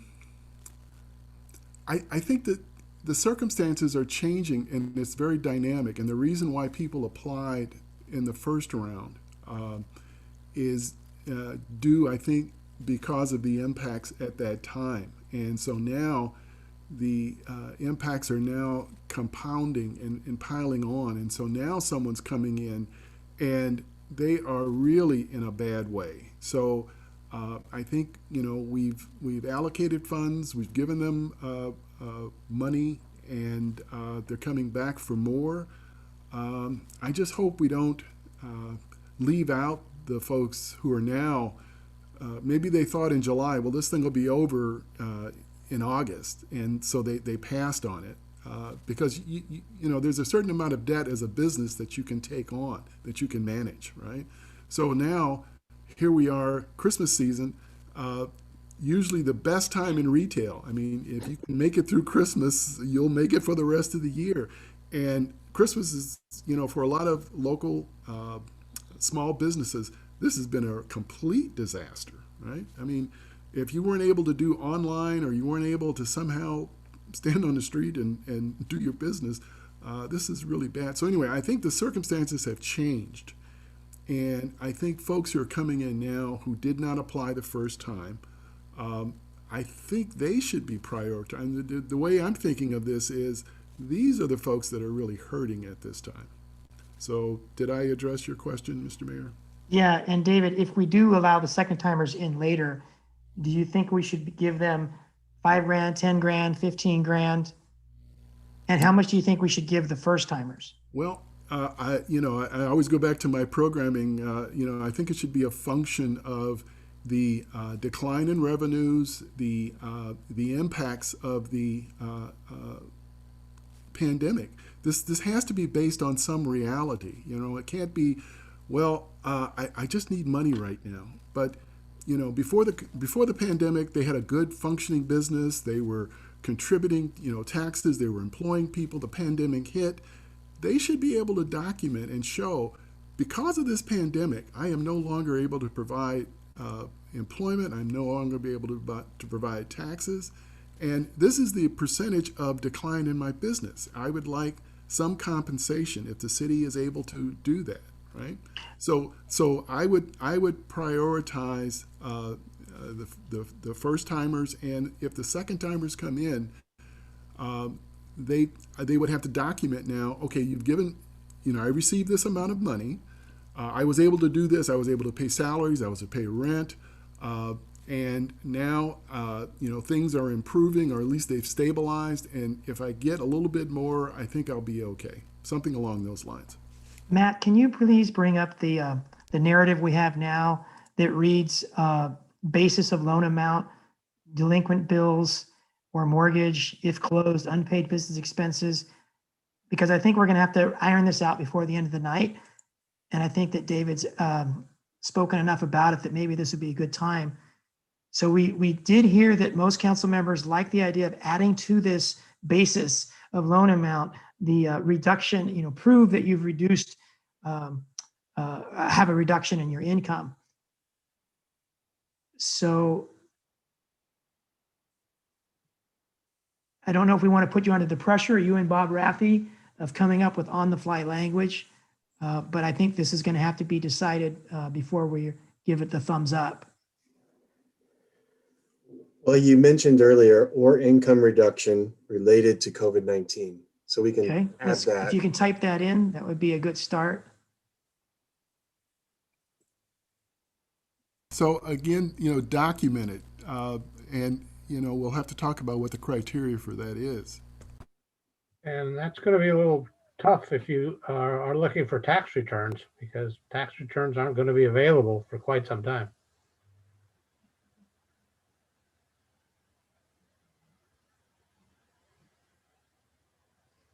So can someone think of an example of how I would provide proof of income reduction related to COVID-19? I know I could provide proof of income reduction, but how would I prove it was related to COVID-19? Well, I think you'd have to do it business by business. You could show, street traffic. You could show number of orders. Prior year. You could show number. The state has mandated hour reduction, and you could show that last year I was open this amount of hours, and now I'm only open this amount of hours. So correlation, you think, David, would prove relationship to COVID-19? It never does, but I think in this instance, it would go to show that you have had a impact, and it is related to, the assumption is, to the pandemic. The correlation is beyond, I think, our meager analytics to actually show proof or show actual determination. But causation. David, looking at that language that Matt has added, do you trust? That's kind of a weird word, but do you think that Marisol could use that language and talk to the businesses, look at their information, and determine whether it's clear to her that it's income reduction related to COVID-19? I mean, are you comfortable with this language and letting Marisol take it from here? We're trying to help our businesses. We're trying to help our employees in our city. We are, by the very nature of this program, being very, very generous. So I think Marisol's ability to determine from the documents supplied, the information supplied, I think is going to have to be the criteria. I don't see a real clear way that we can add additional documentation that it will be handy, that would be relevant at this time. So Marisol would be the one to comment on that, but I guess I'm okay with it. Okay, and I think this basis of loan is really one of the criteria. The other criteria is the amount of income and the number of employees, unless we cross out the number of employees. We have about 3 criteria. We have this basis, and we have the number of employees, and we have the income being less than $1 million, I think it was. Let's go to Councilmember Biala. Yes, I think what Councilmember Burnett just concluded was what was originally what I intended anyway. So I think we're fine with the language. I do sincerely believe that if people have been successful beyond, I would say banks are very reluctant to loan money to restaurants, period. I know this. And if you survive more than the first 2 years, you're generally considered to have done something very special. So I think we have to assume and not try to be too specific about whether it's related to COVID or not. If they have been here functioning as a business, please let's assume that this pandemic and the extraordinary impacts are legitimate reasons for us to give this kind of money to our businesses. If I could interject, Mayor Pro Tem. Is that okay with you, Kathy? Go ahead. The banks usually hold collateral on loans, so their reluctance is based on their own business interests. Here, these are unsecured loans. We have gone beyond the call in reaching out to our community. I don't think you'll find any other resource where you can walk in and give some documents, and our response is to give you thousands of dollars. So I don't think the bank analogy really holds up here. I'm talking about before. I'm sorry, Kathy. Kathy, can you please let Councilmember Burnett finish? I thought he was. Thank you, Mr. Mayor. So I think for our purposes, the loan criteria, the terms are more than generous. I think they are extraordinary. They speak to the time that we're living in right now, which is a pandemic and a horrible condition within our business community. And so, we, the council and mayor and staff, are trying to respond to that. So that was just my finishing thought on that. Okay, thank you, David. Mayor Pro Tem Burnett, Mayor Pro Tem Biala. Yes, and I would say that I don't think that the 10,000 is an extraordinary amount of money. And I was speaking for banks even before they establish whether a loan is given. That's what I'm saying. It's not based on after when they have collateral. I'm talking about their stance on initial processing of loans. But I don't see that this is an extraordinary gift from the city council. I believe that these businesses have been our economic engine, that they have been the revenue generators for our city. And so I think that in this crisis situation, I don't see this money as being sort of a handout, if you will, that I think that it's well deserved and we should be helping them. All right, thank you, Kathy. Monica, please try to be very brief. We're giving the council members a lot of latitude here, but we've been here for 2.5 hours, so please be brief. But go ahead, Monica, we're glad to have you back. No, it's okay. Sorry about that. Okay. Council members, either we start to build a motion or we take a straw vote on things like 15/5, 15 for first timers, 5,000 for second timers, or some other ratio. Leave it alone. Right now it's 10/8. You can see there under loan terms. So council, would you like to build a motion, or would you like to take some straw votes and go through some of these before we make a motion? Mr. Mayor. Go ahead, Councilmember Berkeley. So I want to answer your question, but I'd also like to just put in perhaps a clarification, because the question about the impact of COVID, I'm wondering, my understanding is that the state, I think, issues the letters to businesses requiring or suggesting that they shut down. So perhaps if they receive that letter as proof of impact of COVID, that could be beneficial in the application. Okay, do you suggest we include this here, or would that be in the application later? And that's a good question for Matt. As far as having I think it's a criteria, but I'm sorry, go ahead, Matt. I was gonna say that could just be an item in the checklist of items that could be submitted, or we can verify it ourselves that they're closed. Can you bring up the application at that point, just to make sure that everyone's satisfied that that would be following up on Councilmember Berkeley's point? So we haven't spent a lot of time looking at the application tonight, so it'd be a good excuse to dive into it briefly.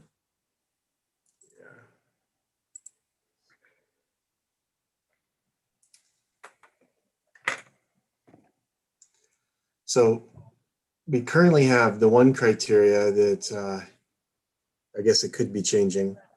Where do we write that in there? About, or yeah, if your gross sales are above $1 million, because the idea here is that there's going to be a lot of people who perhaps were above $1 million in 2019. In 2020, their revenues have dropped. So now they're below $1 million, so they qualify. So we're giving them an alternative way of demonstrating that. So I think we're going on the same lines. And, I think Marisol is able to hunt out the right forms and documents that help justify that. So I don't know if we have to be super prescriptive here. Okay. And now, just for following up on Councilmember Berkeley, if you were to put in the checklist what she just was discussing, what would that look like?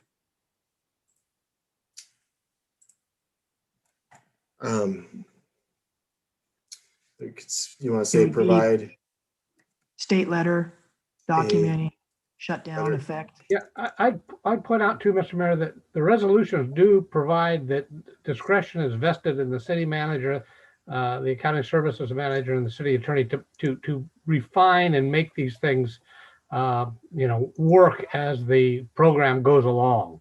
So there is some discretion there that the council would be granting to. And I think the council expressed very well your intent here. And I think where the rubber meets the road and the loans are actually, being processed, I think that I think we understand how you want them to be documented. Now, Bob, as a follow-up, I think that the program has operated extremely well to date. Has that been true all along, that there was a lot of staff administrative expertise that went into the loan award determinations? I think Matt could speak to that, and maybe Marisol probably better than I could.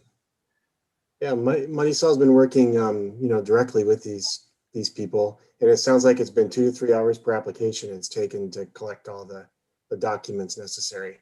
I don't think it's been too overly tough, technical wise. But what Bob just said, that he expects there to be a lot of staff expertise involved.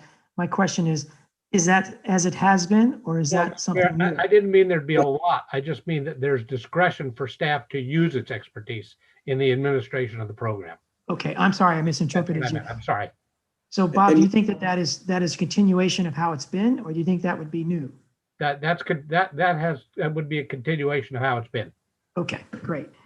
Councilmember Berkeley, whether or not we leave this in here, if we do leave it in, does that address what you had in mind? Yeah. Yes, and as long as there's proof for COVID, I'm fine with that. Thank you. I couldn't hear the last part of your sentence. You were a little bit muffled for me. Oh, I'm sorry. Yes, I'm fine with that. Okay. Okay, so Lisa, do you prefer this stays in, or do you prefer it's taken back out? My preference would be to have it in, but yeah, my preference is to have it in.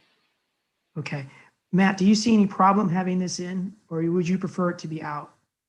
My only concern is I can't verify that this is the case, that people are getting letters from the state. I don't know if that's, but you know that, Councilmember Berkeley?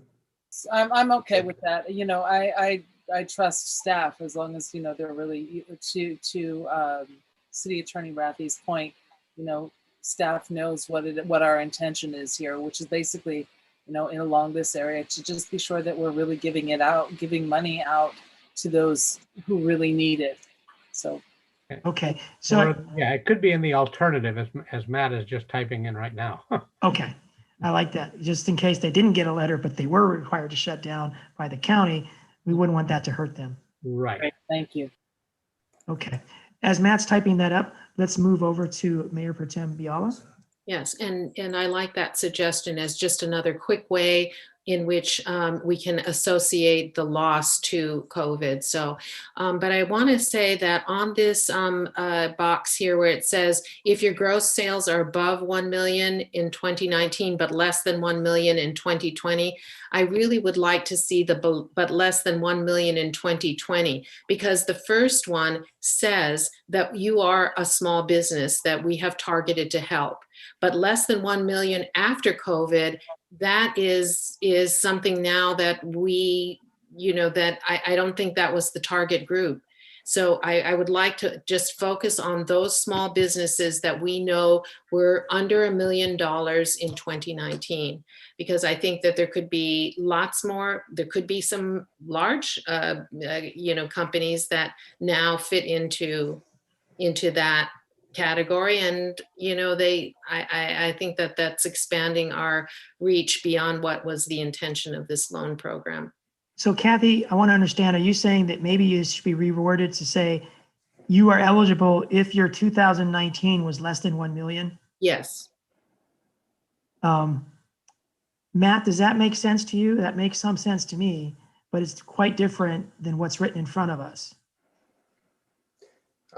Yeah, that was just one of the things that came up today when we were discussing this, that if we went with we started out with the first part only, which was above 1 million in 2019, because we can verify that by our business license database. Then you would be disqualified.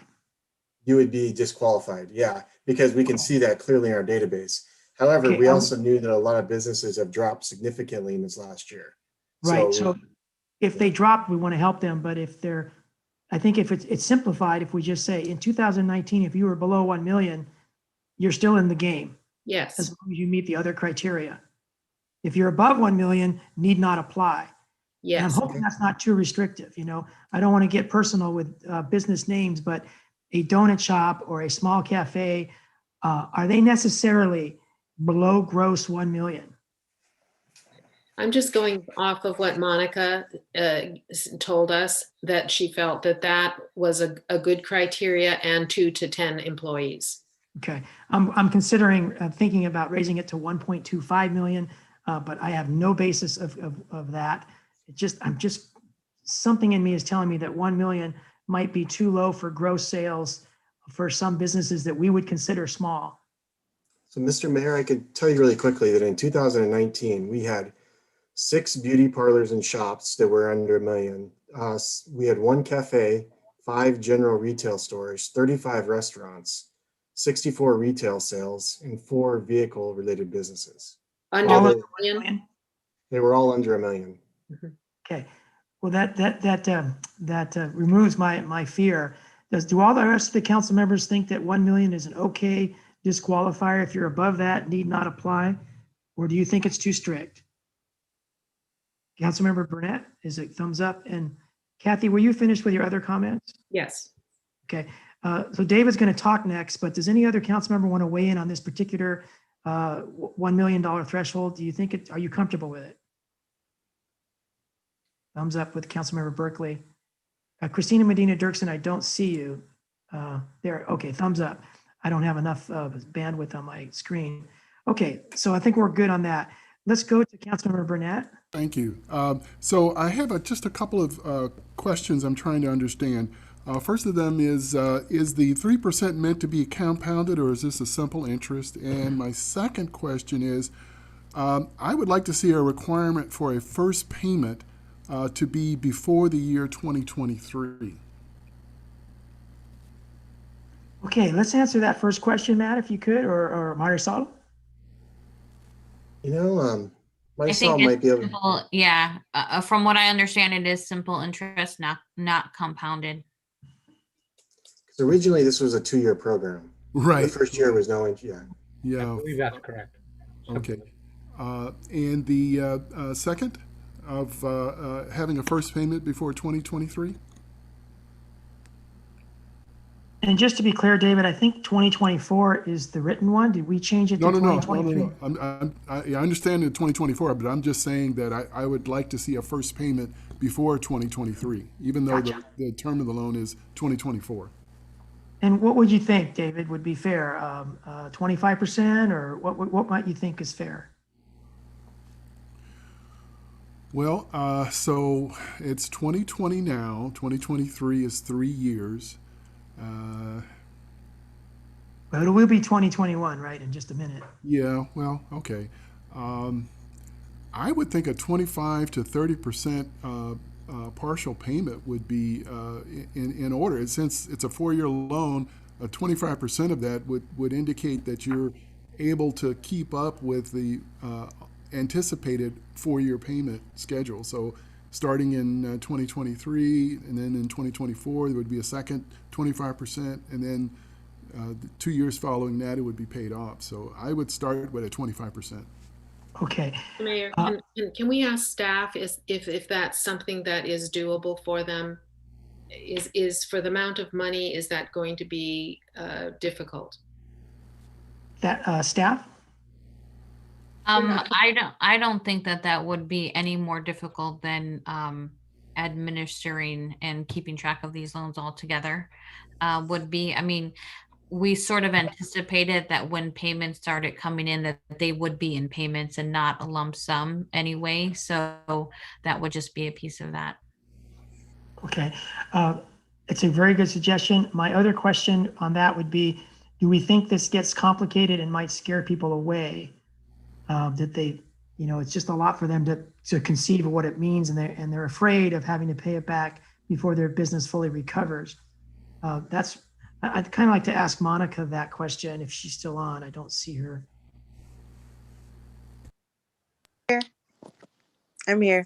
Go ahead, Monica.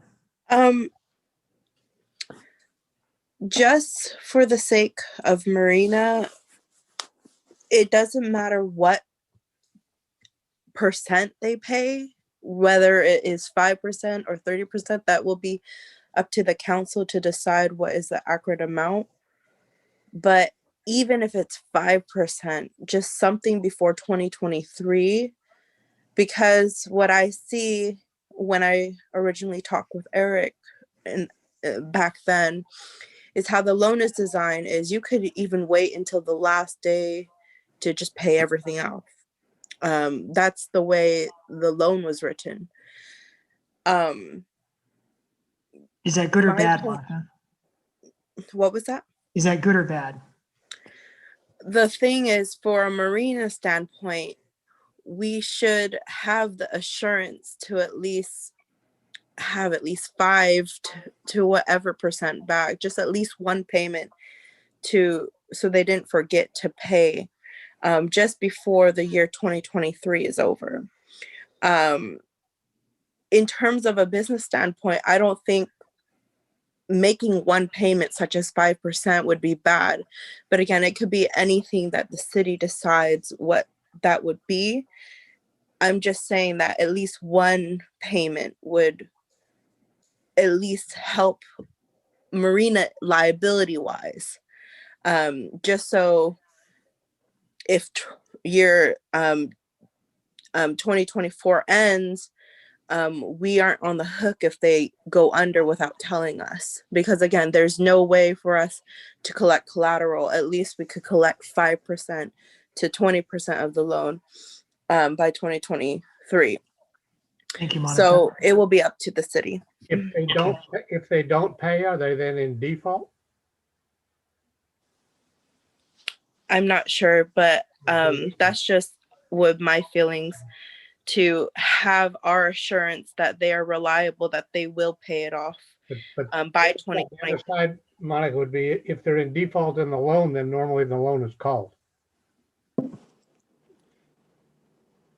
Mayor, may I just interject here? This is really getting down into the weeds, and I think if we're going to design all these myriad of details, we're going to go on forever. I think we need to let our staff work through that. We aren't going to be able to address every little detail like this. Okay, it's been brought up. So council, how do you want to manage this particular detail of potentially having a 5 to, or let's say a 25 to 30% early payment before the 2024 December deadline?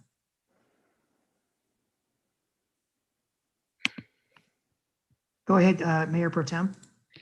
I'm thinking through what I've just heard, and I think that what Monica is saying is that we just want to remind them of their responsibility, and if we put it maybe 6 months before the final loan is due, I think just a one-time percentage of the repayment of the loan would be fine. I don't want to get into so many different complex payment schedules, and it's not. So I just think that we should have it 6 months before the December 31st, 2024, and that's it. We just make it simple. It's a reminder. Okay, what happens at 6 months before December 31st, 2024? We ask some percentage of the loan repayment. Okay. Okay, does anyone object to that? I would again go for the 12 months before the end of the loan. And to answer Bob Rathy's comment, the loan would be, yes, technically in default, but the language could be, sorry, Lane, for going further down this hole. But the due, we would still honor the due date. So they wouldn't be, we wouldn't start actions to get them until the actual end of 2024. So David, if there's no penalty for not paying the early 25%, what would be the reason? Just to try to catch those who could? Yeah, just to remind those folks that, you do have a payment coming due, and, we hope things are going well for you, but, we also have a responsibility to our citizens to make some effort at recovery. Okay. And to Lane's concern about us spending so much time and getting into the weeds, I'd say that if we're going to give $500,000 or whatever amount we give, it's really on the 5 of us. And so if we have to, talk this through for hours, I think in the next couple of years, it's going to pay off, because we did go through the process of really thinking about what we all 5 of us believe is the pros and cons of doing this. We've never done this before, and it might be a lot of money, and we better know what we're doing, or at least have taken the time not to rush through it. Kathy, did you have anything else? Mr. Mayor, to Yes. that point then, if we just adopted the plan put forward by staff, and I'll make a motion now to accept the language that staff put forward. We could end this right now. Okay, I'll second that motion for discussion. Staff, can you go through the language? Let's start with not the application, because I think that is even more into the weeds. I think we've taken a little bit of look there. But can you go back one more time to the terms that staff has seen massaged by council, because we have changed it from what we started tonight. Can we take a look up top? Yeah, I'm not sure we've, so yeah, we'll do what we can here. The first one that I come to though is the maximum loan stuff. I'm not sure if we've got a consensus on that, so we'll be looking for that still. You mean the 15.5 or 10.10, the first timer, second timer? Yeah, we heard different discussion on prioritization and different things, so maybe it's part of the motion. Just clarify. Yeah, so you can bring up the loan terms, Matt. We could look at adding additional monies at a later date. You know, we could go with what's proposed tonight, and then February we could see if we need to add additional funds. Okay, perhaps let's go to the loan terms, please, Matt. Okay. So it's currently at 10,000 per business for those that haven't gotten a loan. Can you show it to us, Matt? It's not on our screen yet. Oh, you can't see the shared screen? We have the application, but we don't have the loan terms. Oh, okay. Sorry, I guess we've been looking at the wrong thing. I've been looking at a different screen this whole time.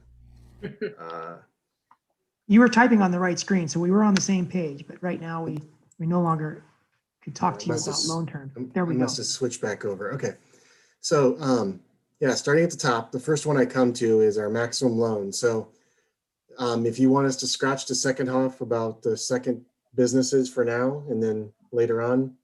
No, I mean, that is the motion, but I think I heard kind of a straw poll preference for a 15.5 with the 5 available to second timers starting around March 1st, 2021 to give a priority to the first timers. So you just want me to note that on the side? I don't know. Let's find out from council. Let's go to Mayor Pro Tem and then Councilmember Burnett on that. I didn't raise my hand yet.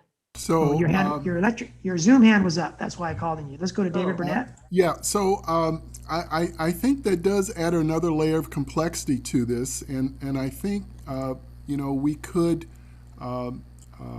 leave that out for now. And again, I'm thinking we could take another month or two and come back and decide that, oh, we'll allow second timers. But I think this two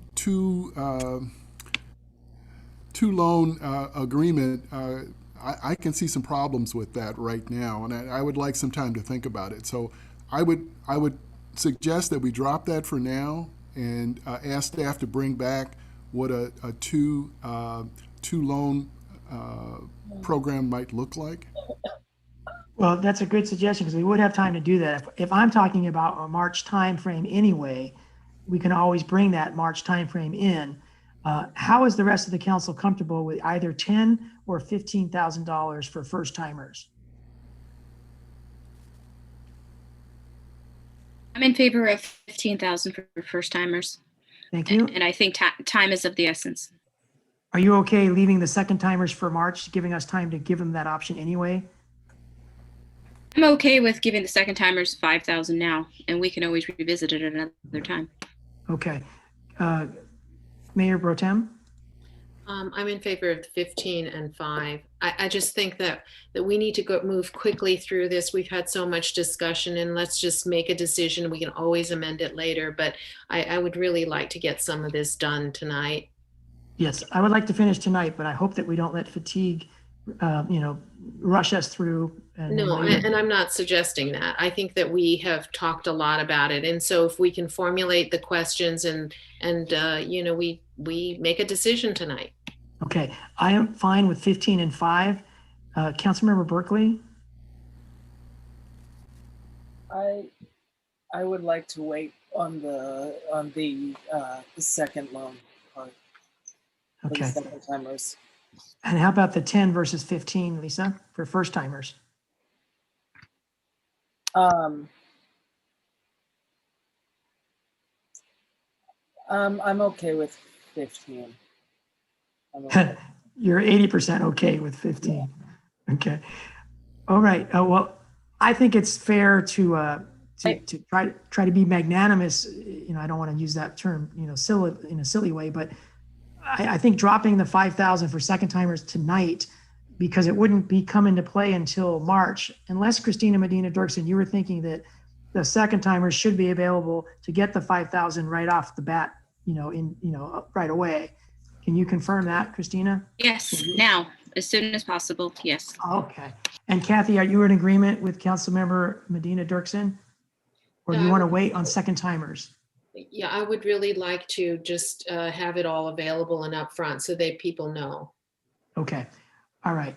Mr. Go ahead. Matt, Whoever's can I just- talking.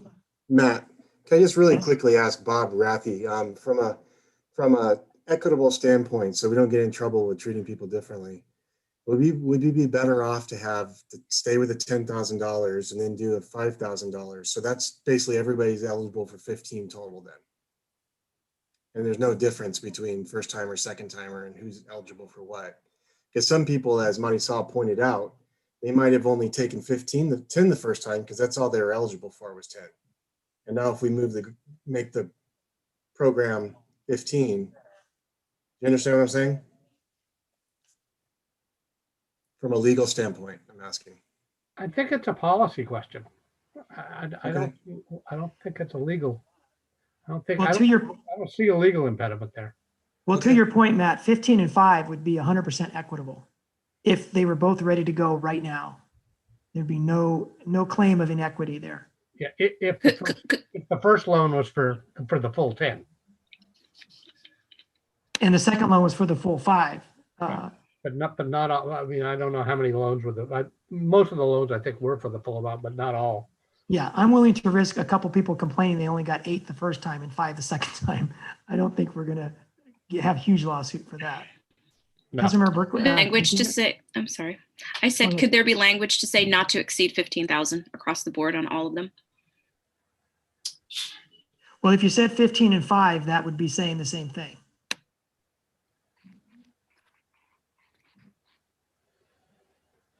Okay. Councilmember Burnett? Yeah, I don't see how this is fair and equitable because now I've gotten 10,000 and now we've upped it to 15,000 and there are now more people in the queue. So the likelihood that I can be successful drops. I just think changing that at this point will open us up, and so I'm not in favor of that, but if that's the consensus, then that's what we'll go with. May I ask? Mayor Pro Tem, let's let Councilmember Berkeley go first, and if you could use your Zoom button, it makes it a lot easier for me. Mr. Mayor, could I have one follow-up on my Sure. question right there? I would like it to be clear that these loans are for the residents of Marina and that there's no staff or council anticipating any of the proceeds. Absolutely. And now it's for businesses in Marina when we're talking about the business loans. And It's the residents in Marina when we're talking about the residential loans. And of course, no council members get any part of this. I mean, that's what I'm saying. That's what you're saying. Bob Brathy, can you agree to that? Or is that not legal to keep us out of it?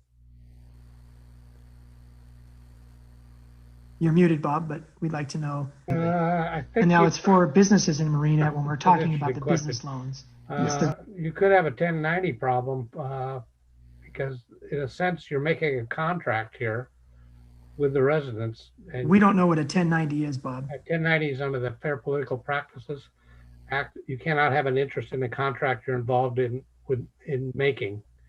Okay. In this sense, you are making a contract in a sense with the. Okay, well, let's not make a big deal of this. Can everybody nod their head if they intend to stay completely out of this as far as personally?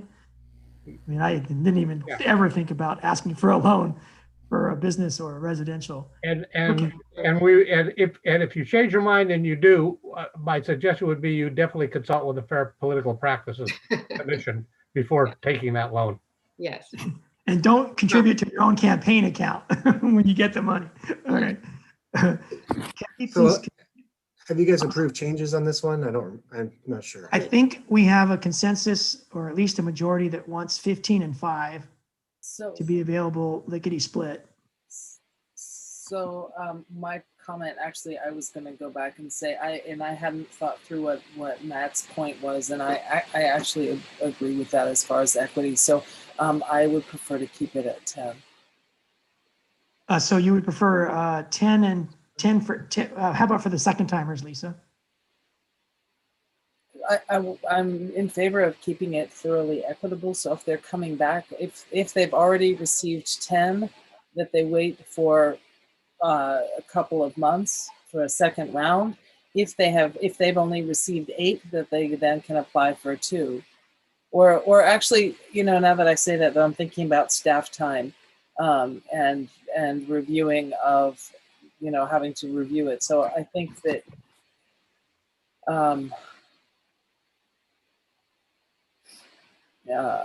that I think keeping it equitable. So I think if I'm sorry about staff time, but being able to be fair, maybe there is for a second time that they come back later and it is for 2. So the maximum of 10.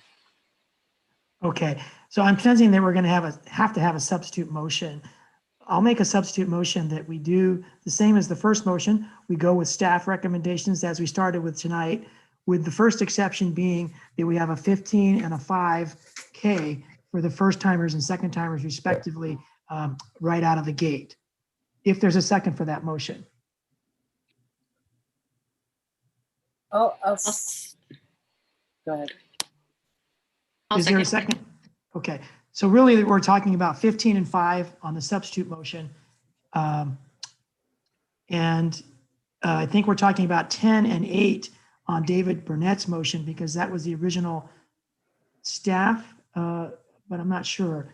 David Burnett, can you confirm your motion on the 2 numbers here?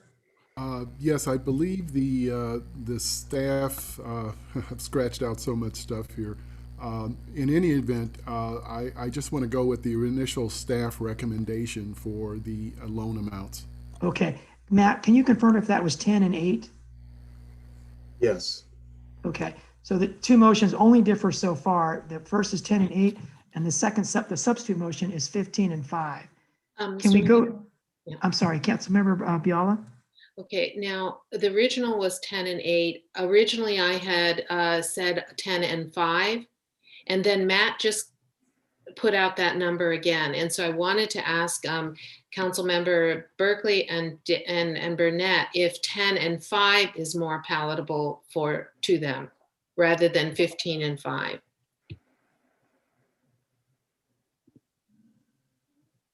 Can you repeat that again? So how will it play out? It would be 10,000 for initial loans and then 5,000 for second timers.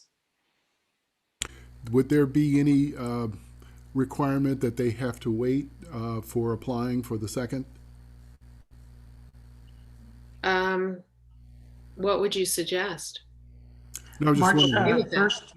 Because that would imply then that first timers have some priority, but I would like to get it somehow defined tonight. So if it's like a month after initial applications of the first timers, that the second timers can apply along with anyone else, but maybe we have them start off a month later. Does that seem fair?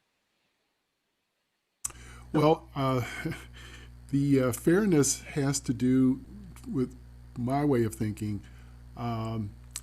The changing in provisions changes what's on offer, what was on offer, and now what is on offer now. And so to be fair, to allow the first time applicants to essentially catch up in terms of what was initially offered.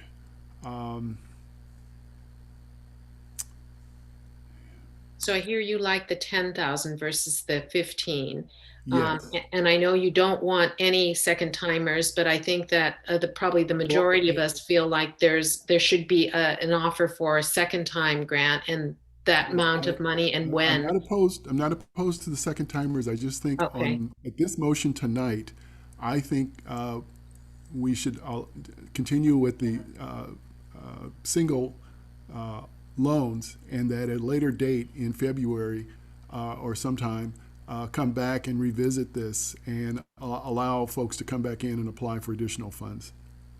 Okay, Okay. well, if we put like a 2-month time frame, at least the people who have gotten loans can say ahead of time this year, I think I'm going to need that, and I can anticipate it. They don't have to apply. We don't have to give it to them. So I don't understand. It's not that we're defining anything other than the possibility of second timers being allowed to apply for an additional $5,000. Okay, that wasn't my understanding. My understanding was the second timers would be right in line with the first timers, and money would be dispersed amongst both groups. But if what you're saying is that the second timers could apply, but Yes. that the actual funding would come at a later date, then yes, I'm fine with that. Okay, so I think we should build that into your first motion, because I'd like to keep the substitute motion at 15 and 5 out the gate, if the second holds. If not, I would look for a seconder. Who seconded? I'm sorry. I seconded it. I seconded it. Second holds. Okay, so the substitute motion remains 15 and 5 with both available simultaneously. And the first motion, can you repeat what it is, David? The motion is the staff recommendation for the loan program without having an additional offering a second round at this time. Well, I'm seeing that it's 10 and 8. Did you want to change that and delete the 8? Yes. Okay, so the first motion is what the staff presented at the start of tonight minus the 8,000 option for second timers. Is that correct, David? Yes, at this time. So, yes. Okay, let's look for a second on that, because I feel uncomfortable being a second for two different motions, or being, one of the makers of the first. Yeah, you shouldn't. You shouldn't. Do we have a second for David's original motion, please? I'll second. Okay. So Councilmember Berkeley seconds it. Can we move down to the interest? I think is 0% for both motions. Are you okay with that, Christina, as far as the substitute? Yes. No change. So the motions are similar in that regard. Mr. Mayor, is it possible for me to make a second substitute motion? No. I think it's possible, but maybe a friendly amendment to the substitute motion might be more efficient.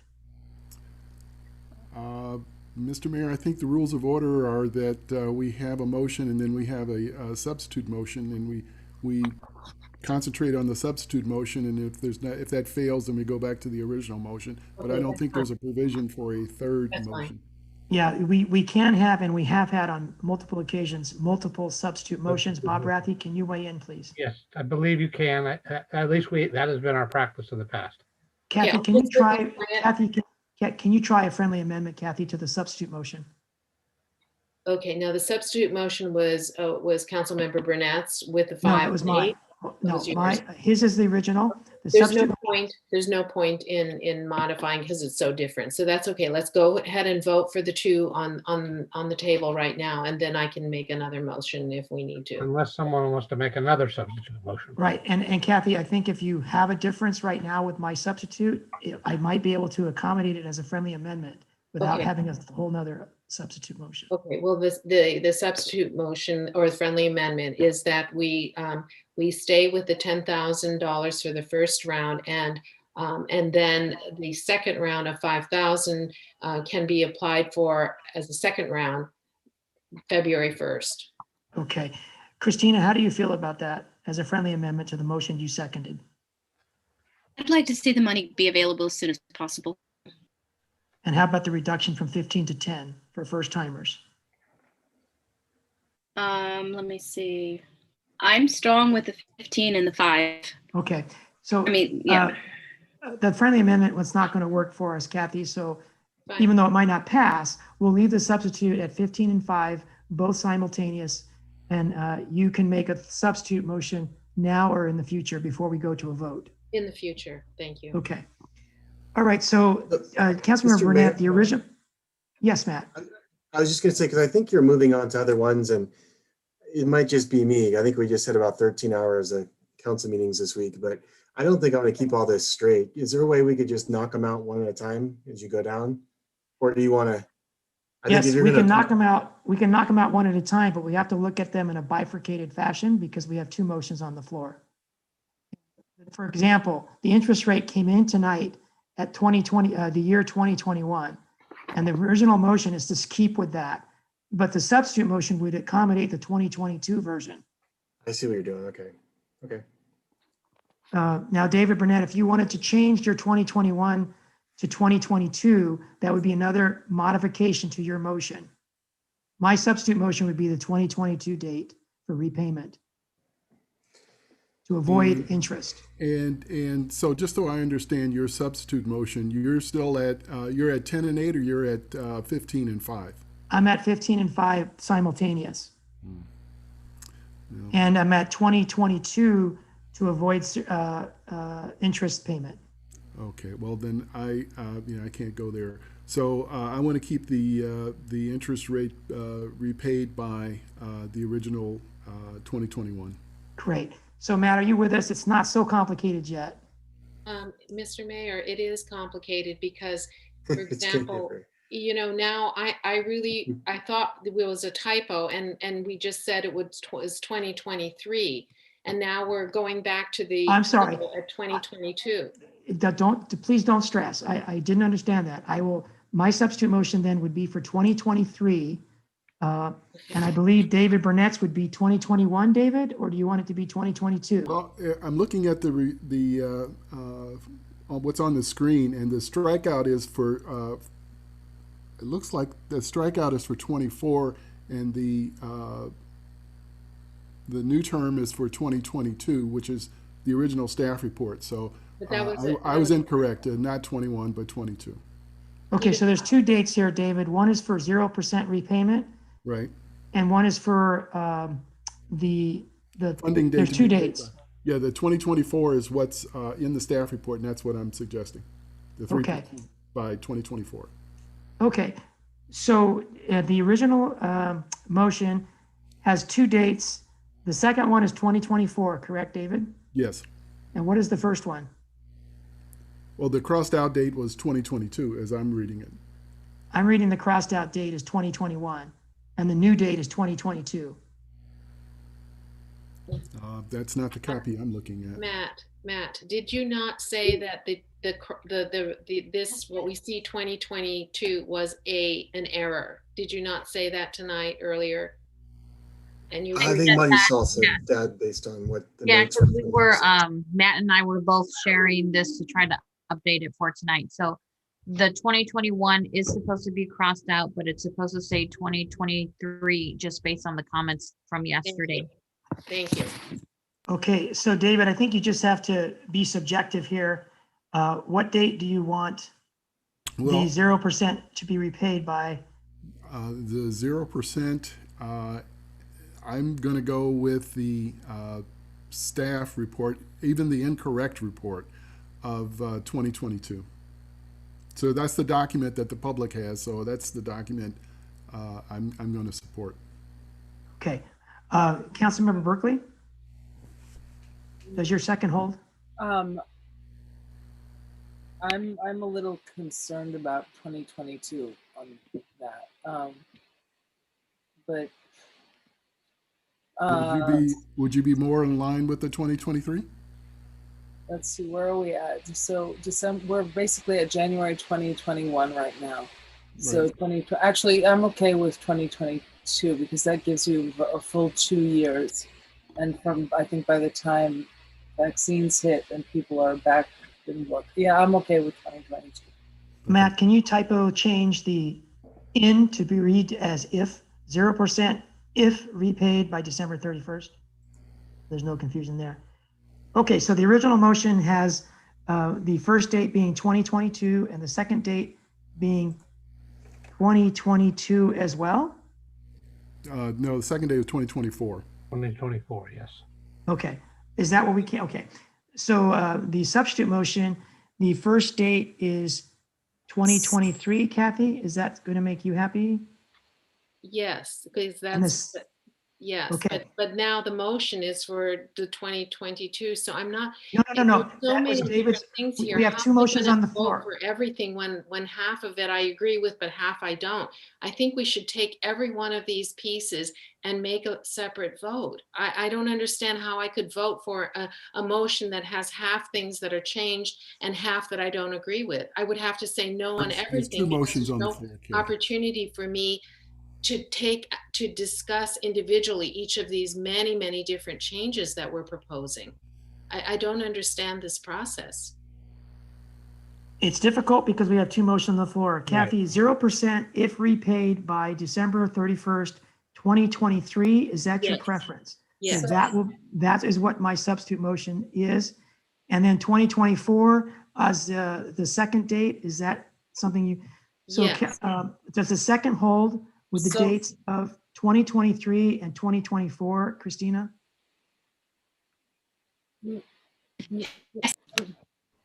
Mr. Mayor, were you still considering adding in the 25% repayment by? Not yet, David. Let's get these dates seconded by the seconder. Christina, are you, I'm seconding it. Yes. okay. So, Mr. Mayor, just point of order for half a second here. Matt, because I'm with Kathy and I'm watching your face and I'm watching everybody's faces, and this is getting a little complicated. So my question is, would it be possible to basically do this is whoever's typing this, to do a table, copy and paste it, and one version aligned next to the other? It's a formatting issue, but it might help all of us track it, even though it may take a little bit more time. Great. I'm just, and if it's not possible, then tell me, Lisa, that's just another step. So Lisa's asking for a 2-column table to show the difference between the original motion and the substitute motion. And it allows for a third column where Kathy to suggest a second substitute motion. So I think the original motion, though, we don't need to copy and paste, right? Because that's the document. Right. Right, but it's just to be able to see it, because I'm having a little bit of trouble tracking what's what. I mean, I'm agreeing as we're going, but then I'm just saying to see it. Sure. Compared And you to said there's 3 motions now? No, I'm saying leave a third column in case we have a third motion. Okay. But right now it will be blank. So can I just abbreviate? Is that going to be, because we're going to be here all night? Nope, abbreviation is good. So 10:8 versus 15:5.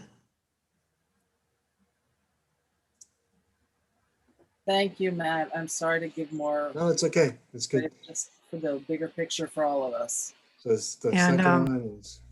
And David Burnett, can you clarify if your $8,000 has any time limit on it? Does it begin right away, or does it begin at some date certain in the future? Yes, I'm going to ask for staff to come back with a recommendation on when the second loan program should start up, or a second application. So that would require another meeting, correct, David? Yes. Okay, so as long as council knows that the original motion would require another meeting, but the substitute motion would be done tonight. Kathy, your hand is up. Did you have a question or comment? No, I'm sorry. Okay. Okay. Okay, and then we have the 2022 and 2024 are the 2 dates on the original motion. And you're just changing the first date, right? Yeah, the substitute motion dates are 2023 and 2024. So only the first date is different in the substitute motion. Okay. Now scrolling down, David Burnett, are you okay on the qualification table of businesses listed there? Yes, I had planned to make no changes there. Okay, same with the substitute. Number 2, David, can you suggest if you like what's written there? Mr. Mayor, Yeah, let's go with David first. David, are you okay with number 2 there?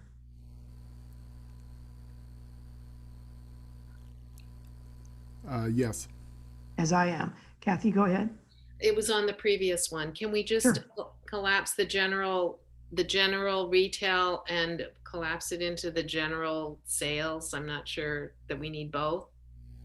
So we have general service, general retail, and we have retail sales. What would you like to do, Collapse Kathy? those? What if businesses are listed as Okay, one of right, those right, that you're right. collapsing? Okay, never mind. It's not worth it. Yes. Okay, can we continue to number 3, please, Matt? Basically just this. Okay, I was a little fishy about this, maybe 1.25 million, but everyone else seemed comfortable with it. David, are you okay with this? Yes, with the 1 million, yes. Okay. Kathy, are you okay with that? Just a minute. I'm not sure where we're at. We're at gross annual business revenue under 1 million is a Yes, requirement. yes, totally, yes. Okay, Christina and Lisa, are you okay with that? Yes. Okay, that is in both motions. Where is the employee issue in there? Yes, we covered that under number 2. That was not changed. The 20 or 4. Okay, now. this is the way it's always been. Okay, I suppose it doesn't matter if we have but Monica had been talking about 2 to 10. Right, and that's the way it is still. 2 to 10 or 0 to 10. Right. You mean you This- want to you No, want to it says the restaurant requirement is 20 or fewer. Yes, because they have a lot of part-timers. Oh, I see. Okay, for This is no change to how it's worked for got 8 it. months. Okay. Could we just say fewer than including full-time and part-time? Because I was thinking of this as full-time. 20 or fewer full-time / part-time employees. Okay, so it's specifying something that's already true. Right. And if that makes you feel better, I'm fine with it. It doesn't change because anything. I just assumed we were talking about full-time people, so. But we're not, right? It doesn't specify. We're I just know, talking but about that's why I want to employees. include both of them. Okay, so you want to specify, you would feel more comfortable if it's specified, including part and full-time? Yes, Okay. full-time and part-time. Christina, on the substitute motion, do you mind if we specify the truth? I don't have a problem. It could be in parentheses. It's fine. Okay. Yeah. David, do you want that in the original motion or do you want to leave it out? Yes, I continue to have that in the motion. I have a quick question for Bob. Bob, whatever we wordsmith now and construct into a motion that's passed by council, you guys are still going to have to pass it through. You have to give it a truth test, right? Right. It has to be, it'll hit the road and then it'll be operative. And in the resolutions that we're also going to ask that you approve tonight, you're continuing to vest discretion in the city manager, finance director, in this case, Mary Sol, accounting services manager, and the city attorney to make changes as needed to implement and administer the program. With that being said, I'm going to withdraw my my motion. Okay, we have one motion on the floor. The biggest decision tonight might be this next decision. We have a residential loan program that's going to go a lot faster tonight, but keep that in mind when we answer this question about the business program.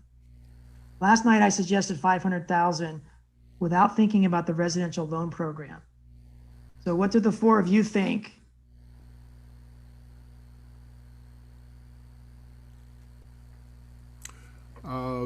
Mr. Mayor, I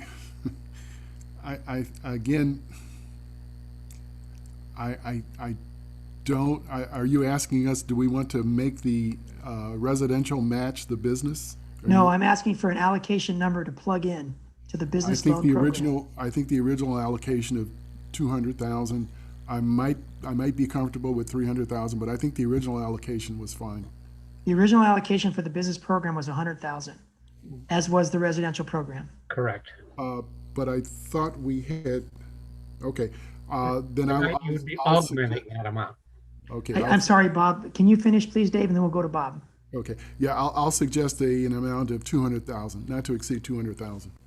Bob, what were you saying? I was just saying that tonight you are augmenting the original amount that you put into both programs. Right. We're basically assuming we're at 0, although we're not, we're about $30,000 ahead of zero.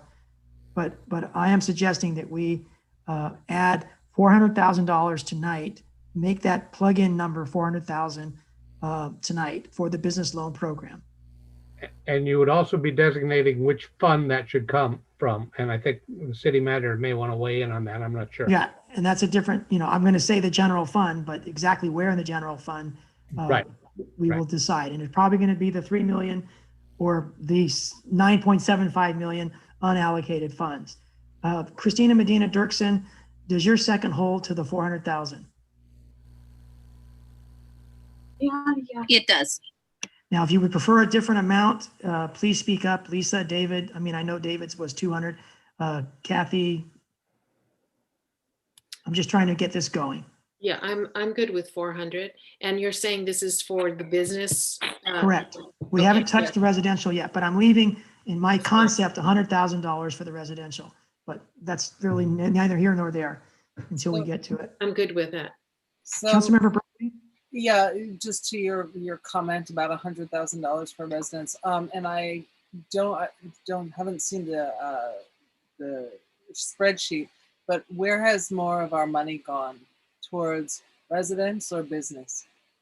Overwhelmingly to the businesses, partly because of the amounts are smaller, but also because we've had fewer. I think we had 12 residential and versus 17 business. But if that table's available, Matt, that you've been showing us the last couple nights. It's also the loans are only 2,000 for the So you'd have to have a lot of residential to overcome the business. Well, right, but what I'm also You want understanding. me to share, Matt? I have it. Sure, just so right. Lisa gets the right numbers. Thank you. And what I'm actually hearing this evening is that if you have a small business that you're working from your home, that then goes under the residential. Right. So, okay, thank you for this. So I don't need to see a chart. I'm just wondering if there's a knowledge base generically or generally of the based upon our business license, if there are more businesses that are small businesses working from home, like how those businesses compare to actual brick and mortar shops.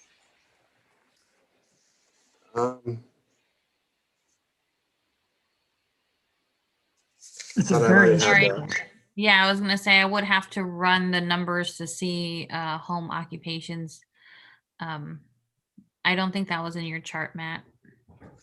And Lisa, I would offer up that if we have a run on applications and we see the need to increase it, we would be able to consider that later. If we don't see a run on it, then there's no problem to address.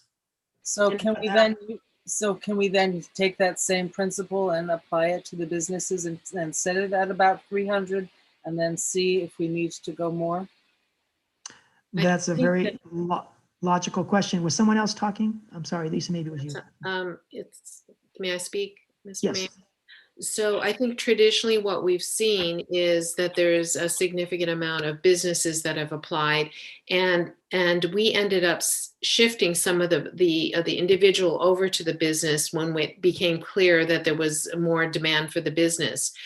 I think we can do that in the future in terms of shifting, but I would not recommend decreasing the business loans. And I understand what Councilwoman Berkeley is saying in terms of now we have included the home businesses under the resident, but I just think that our what we've seen historically demands that we have a bigger amount in the business. And on the flip side, if we see less demand than 400,000, then we don't spend the money. But if we see the demand, tonight we're making the decision that we want to meet the demand. Okay, Matt, if you're done, Lisa, if you're okay with us moving back. Just to be clear, this money is coming from our general fund?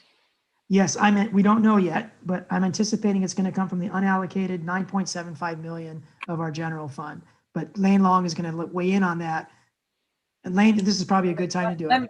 Yeah, because I'm feeling very uncomfortable about where we're going, because we have a responsibility to our residents and we have so many responsibilities with how we allocate funds. And I just, I'm really concerned where we're going. Yeah, so what I would recommend is pull this from our unallocated general fund revenues. This is a one-time expenditure, and it would not be coming from any of our ongoing operating general funds. So that'd be my recommendation, just from our unallocated revenue fund balance. And I believe, Marisol, that's going to be somewhere between $5 and $8 million. That portion of the unallocated. When you say that portion of the unallocated, Lane, which portion do you refer? So we got other pots of money that have come into the general fund. We've gotten 6.75 million from the phase 2, but we've always talked about council of using that for different purposes, whereas the unallocated is wide open to where the council wants to do it. We've had the blight removal funds. Those are general funds, but those are restricted to certain types of sources. I would consider those more or less allocated, Lane, those blight removal funds. In a layperson's perspective that the council would use. We wouldn't consider dipping into blight removal funds tonight. Correct.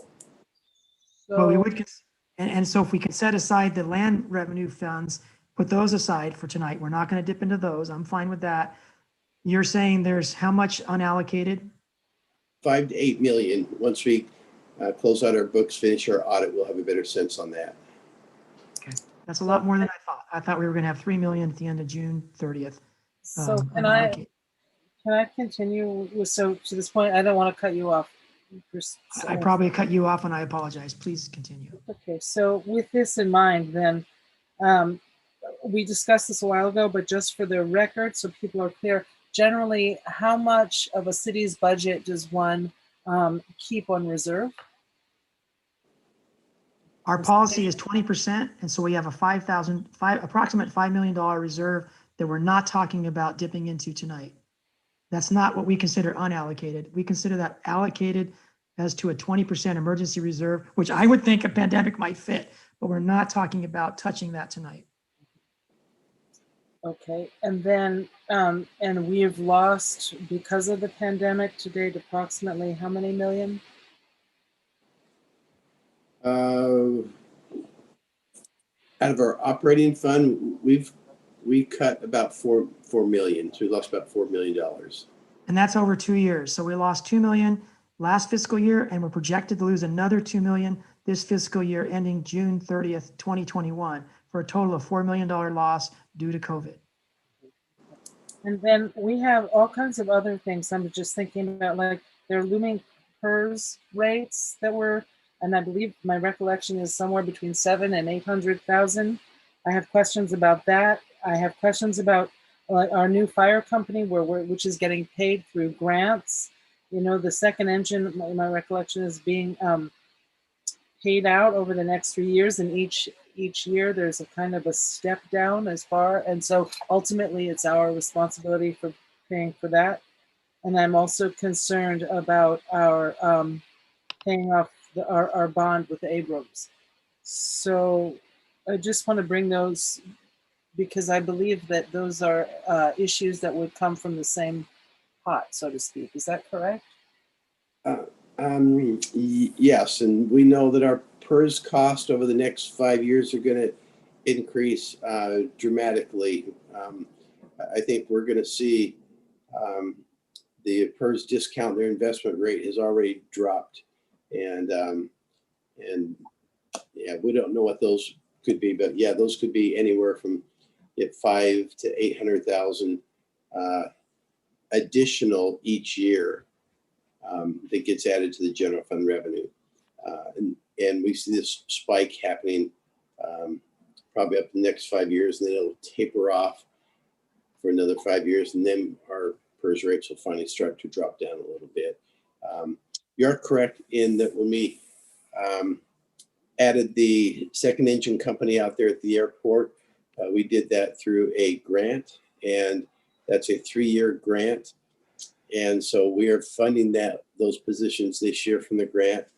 Next year, we have to pay for about a third more of that. And then the final year of the grant, and then after that, we'll have to general fund have to pick up the full cost of that second engine company.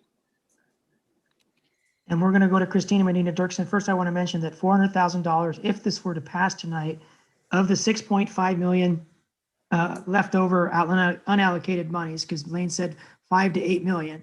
So I'm just saying, let's call it 6.5 million just to be fair. $400,000 of the 6.5 million would be allocating tonight 6% of our unallocated funds to the businesses. Councilmember Medina Dirksen. Okay, thank you. Hotels, we have one hotel that has provided us pre-COVID something like $800,000 in sales tax. Is that correct? Or in DOT tax? Approximately we have how many other? $650 a year. Approximately $650 a year.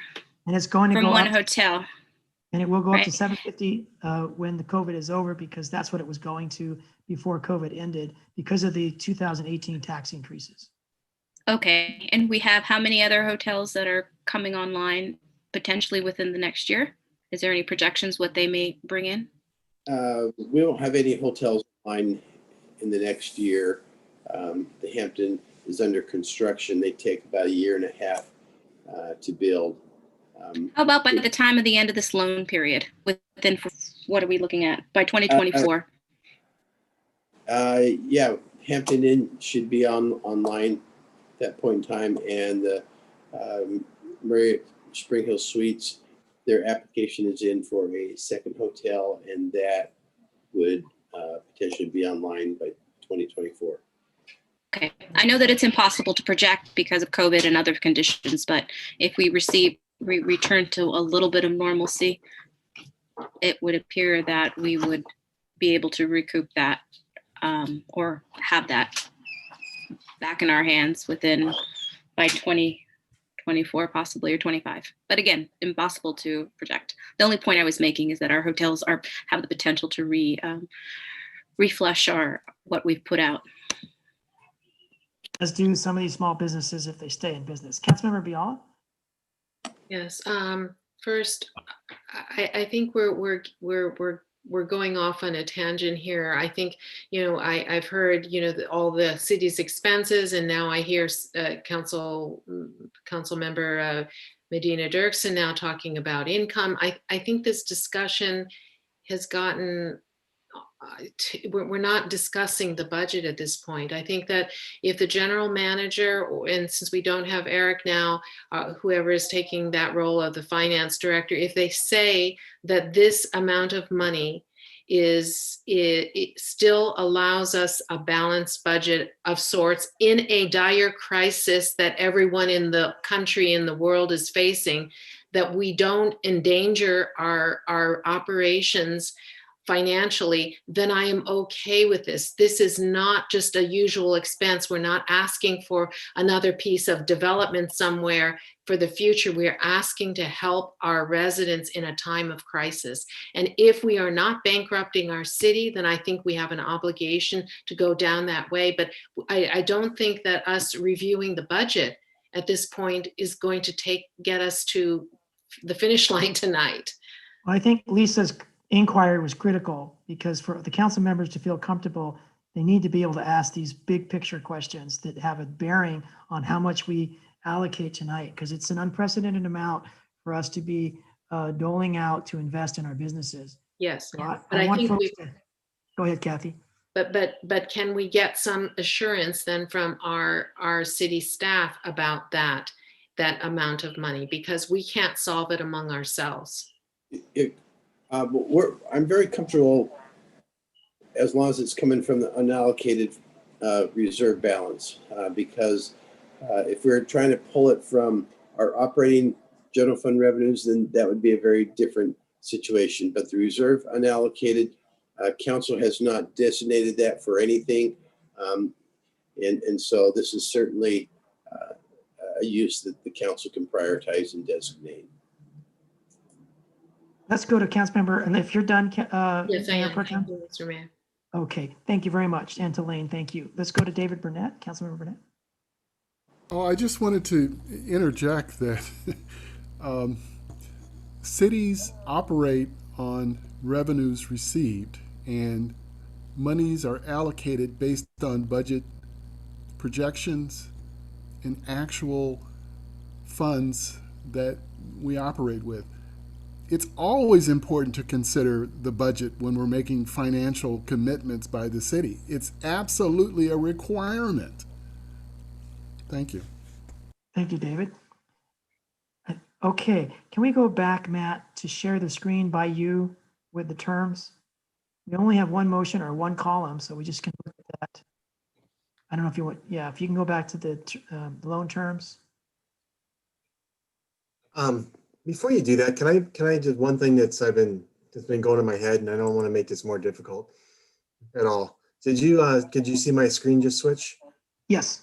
Okay. So this new item that we added here about the reduction in income, the only thing I'm thinking in our practice is that we're going to just be in a position where everybody just gets the full amount of a loan.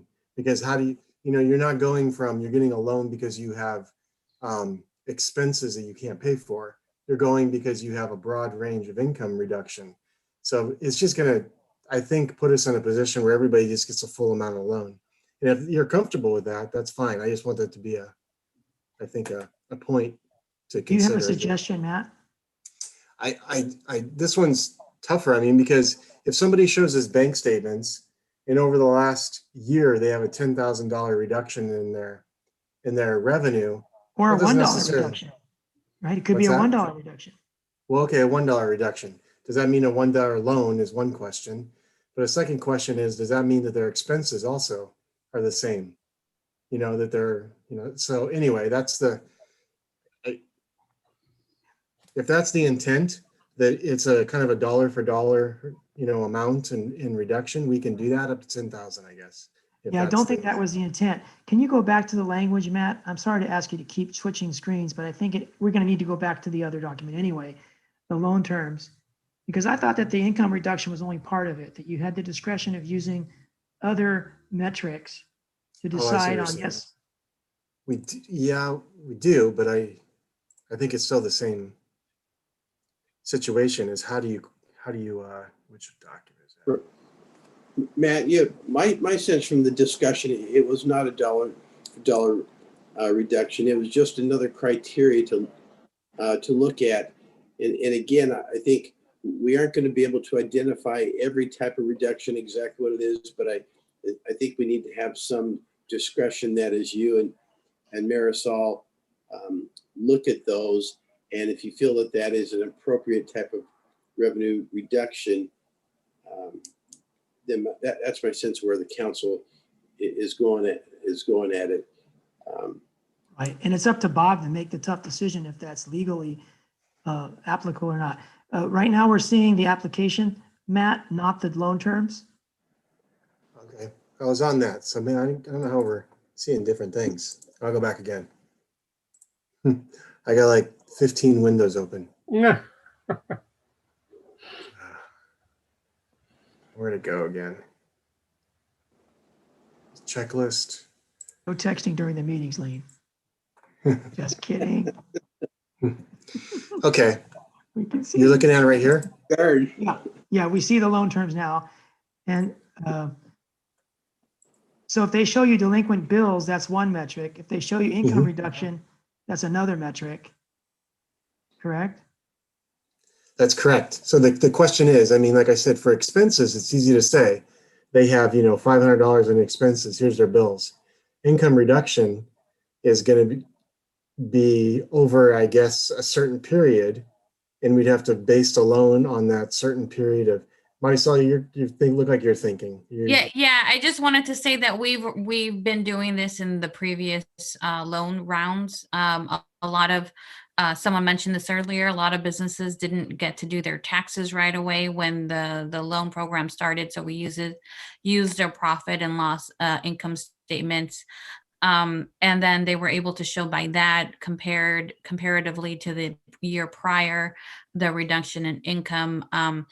But not only that, the stark reduction from 1 month to the next within the current year. And I think that's also what helps differentiate just a loss of revenue to a loss of revenue due to COVID as well. Okay. So anyway, I was just trying to say that that's a shift maybe in the way, the amount of the loan that it would be. But if you've got ways of working it out and you're comfortable, let's move forward. Mhm. And just as a reminder, we included this as a response to public comment. Not that we have to keep it, but that's where it came from. Trying to make sense and incorporate public comment. So if you can go back to that loan document where you just were, Matt. Not this one? No, the loan terms, so that we can look at what our choices are now that we've Okay. made the $400,000 piece of our motion. If you can scroll down a little bit, see if there's anything else. We might be done. I'm not sure. I think that's the end. Okay. That's it. Now, application wise, I think that we totally can trust that staff will adjust the application document to be consistent with the loan terms document that we have as part of our motion. Does that seem right to council?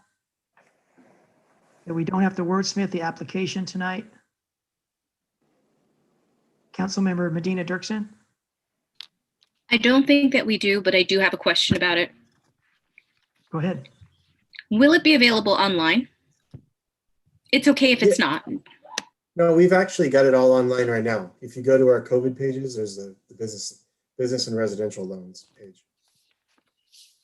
They Staff, can are you- fill out. They can fill out and return it online, or just the application is available online. It's a fillable form. There's definitely the emails right there where you can shoot us emails with all the documents right on that page. But Yeah, we we'll haven't make made sure it it's a fillable. fillable, but we can do that this time. Great idea. Okay. They still gotta sign it though, Mhm. right? Yeah, so they can sign it, scan it, email it. Staff, are you comfortable with us letting you handle the application to make it consistent with the loan terms? Yeah. Yes. Okay. Mr. Mayor, I just wanted to say one brief thing, and that is remember about the omitting of the second part of the sentence that basic referred to $1 million in revenue for 2019, but not after that, just to make a clarification. Thank you, Matt. You're welcome. And did we get the point that Marisol, you were going to remind us? I think we're okay, because at first I thought you guys were gonna go through the application as well, but it is our preference for us to match the application to the summary, so we can make that work. Okay. Do you think we should go to public on this motion? And Councilmember Bialy, your hand is up. Did you have more? No. Okay. If you don't mind, council, let's go to public. I don't see, but first we'll go to Christina Medina Dirksen.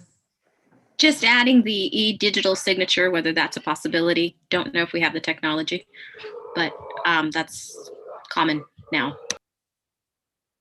Okay, that would avoid the scan requirement if you had that capability. Okay, let's go to the public. If anyone wishes to speak on the motion, which has various terms to it to provide business loans, now would be the time. Public has been very quiet tonight. They've been there. Okay, we'll give you a few more seconds, public. All right, we'll come back to City Council. This is a big deal. Would anyone like to make any final comments before we go to a vote? Would anyone like the motion restated? And Mr. Mayor, does this motion then include adopting the resolution that will have? Yes, it would. Do we need to change some language in the resolution? Yes. Can we go to the resolution, or Bob, you just want to run through? The loan documents that you've just gone over are an attachment to the resolution and Okay. incorporated into the resolution. And the resolution had some fill in the blanks that It would did. get filled in with this information. Yes, Do we they need- will. Yeah, you Okay. provided that information. The amount was $400,000 and it would be drawn from the unallocated fund balance.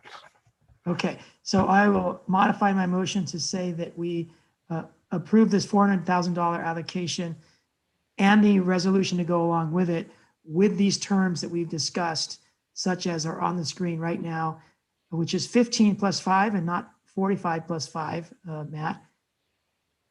And the two dates of 2023 and 2024, as we discussed, and adding the words full-time and part-time to specify the kinds of employees we're talking about when we talk about 10 and 20 employees, respectively, for non-restaurants and restaurants.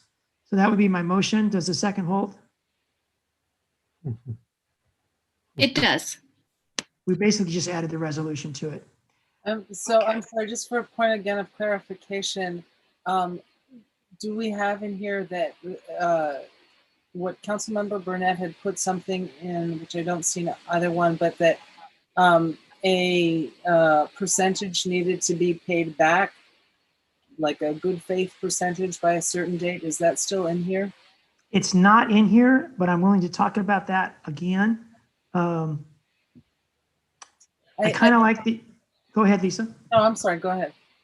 I kind of like the idea of requiring 25% to be paid at the end of 2023, with the other 75% being required to be paid by the end of 2024.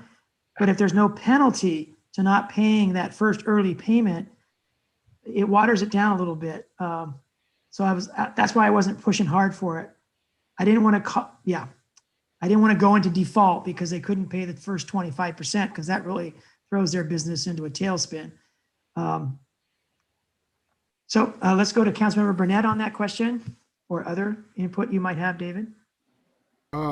Yes, I again, I think the provision would be a reminder for the applicants that we are anticipating repayment, and that it would actually make it easier without going into a full repayment plan process, that if they were able to repay the 25%, there's probably more likelihood that they would be able to repay the full 100%. So if you would consider adding that to your motion, I think it adds some accountability to this program.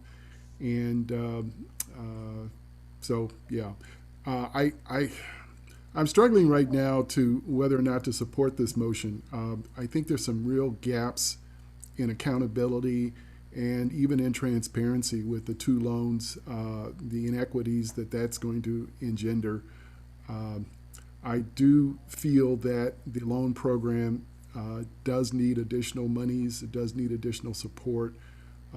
So I will reluctantly support the motion, but I just feel like we've created a not the best plan for the citizens of Marina. Thank you. Thank you, David. I'm willing to add the 25% due at the end of 2023. That is December 31st, 2023. The seconder would have to hold, though, and that's your discretion, Christina Medina Dirksen. Before you go back for that, I'd like to include in that if that 25% is not included by the end of 2023, that the payment by 2024 moves from 3% to 5%. Yeah, and I mean, you can make a substitute motion, but I'd rather not complicate in that direction my motion. But I will ask the seconder if she would consider, yes or no, if you would like to add that early payment of 25% due 1 year earlier than the rest of the 75%. So on a $15,000 loan, we're looking at 25% of that would be about 4,000, 4,500, something like that. Can we move it down to 15%? How about 20%? That would be $3,000.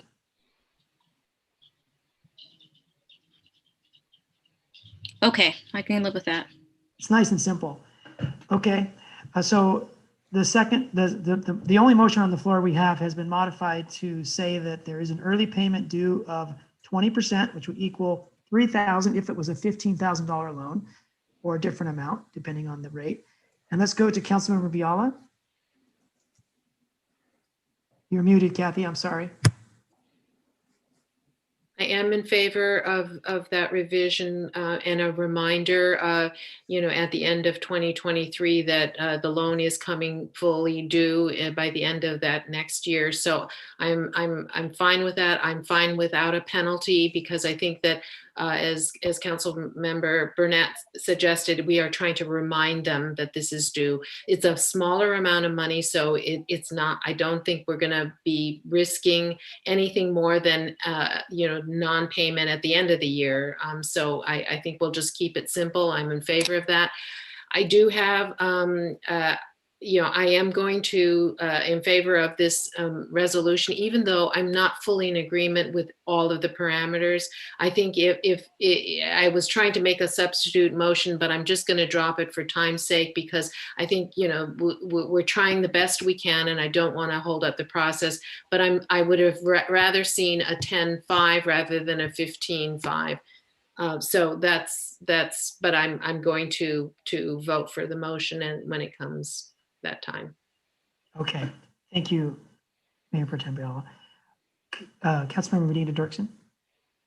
This is not on the motion, but this is a question about whether the applicants or the those that we've provide these loans to do receive reminders. Would they receive them anyways, or is it an honor system? Just like, I guess that's a question for Marisol. So we were going to hash out internally what type of reminders and at what time we were going to send out. But yes, that was definitely on our mind, and we will be doing that. An alternate address. Yeah, an alternate address, not just the brick and mortar location. You probably have that figured out. But yeah, thank you for all you do. Thank you. Yeah, I think an annual letter saying, we hope you're still doing well, et cetera. That's a great idea. I hadn't thought of that. Way to go, staff, Christina. Okay. Let's go to a vote, please, Matt, if you want to lead us through that. Okay, so the motion includes all these things. We got all that right. So Councilmember Marina Dirksen. Yes. Councilmember Burnett. I'm going to abstain. Councilmember Berkeley. Yes, reluctantly, but yes. Mayor Pro Tem Biella. Yes, also with reservations, but yes. Mayor Delgado. Yes, thank you. That motion passes 4-0 to 1 with an abstention by Councilmember Burnett. Really good job, everybody. I hope that this works out the way we expect it to. The first $200,000 has, although we haven't had a lot of repayment yet, but it's not due yet. Council, we have a residential program or resident loan program. I will motion that we go to 10:30, and I think that would be enough for us to do this. I second. All right. Let's go to the public. The comment we're seeking from the public at this time is whether you think we should go to 10:30 for a residential loan program discussion. Okay, we'll give them a few more seconds. Not seeing any hands coming up on the public side. Let's come back to council for a roll call, please, Matt. Councilmember Marina Dirksen. Yes. Councilmember Burnett. Yes. Was that a yes, Councilmember David? Berkeley. Yes. Mayor Pro Tem Biella. Yes. And Mayor Delgado. Yes. David, did you thumbs up or thumbs down? I couldn't hear you. That was a yes. Okay, thank you. So that motion passes unanimously. Matt, you were about to start us off on the screen. Yes. Bring that back up. So this one's much shorter. So for this one, actually, you know what? Marisol, you worked on this today, and you might be able to take us through quickest. I'll scroll for you. Okay, so we didn't, you guys didn't mention a lot of changes that you wanted to incorporate yesterday, so I just updated some of the stuff to with the dates and everything to make it a little more streamlined. Again, the so 2,000 per household is what was there from before. Basis of the loan, similar to the business loan, documented delinquent bills for rent, utilities, or mortgage on property located in Marina for a primary residence. So we are checking addresses for in-city Marina residency. The interest rate, we changed that to 2022, but it should have been to the 2023 based on the comments yesterday. So again, that's that same typo there. 3% interest, and we pushed the date out to 2024 based on comments yesterday. So qualifications must be a resident of the city of Marina. We had that date from last January 1st, 2020. I don't know if you guys want to change that, but we didn't change the business license date either. Here, because of the sort of need to streamline, we took out this wording here. Most of those who did apply, this never came up. So the non-discretionary debt was in case their household income was above, that they had more debt to income than 25% more of their monthly income. And that never came up. And I think it might be confusing to applicants. So I had edited that to strike that out. We can do whatever you guys want to direct on that. Must have had economic damage due to COVID-19 due to unemployment or reduction of hours. We did have an excess reduction of hours in excess of 50% of work time. The reason why I marked that out is because we did have a hard time with the applications and backup, like really figuring out what 50% time. People had different jobs, and some jobs did different things depending on what places of business they were. And some just were laid off altogether. That was the easier one. But when the reduction of hours came in, just again to sort of streamline the application. So any changes you want to make on that, of course. And we just pushed the application deadline out to March 31st, as we did with the business loans, to give some time to get those applications in. And that's the loan, the residential loan program.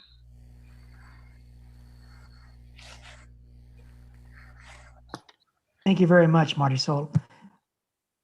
Councilmember Berkeley and then Burnett. Yes, a couple of questions. First, can people reapply for this?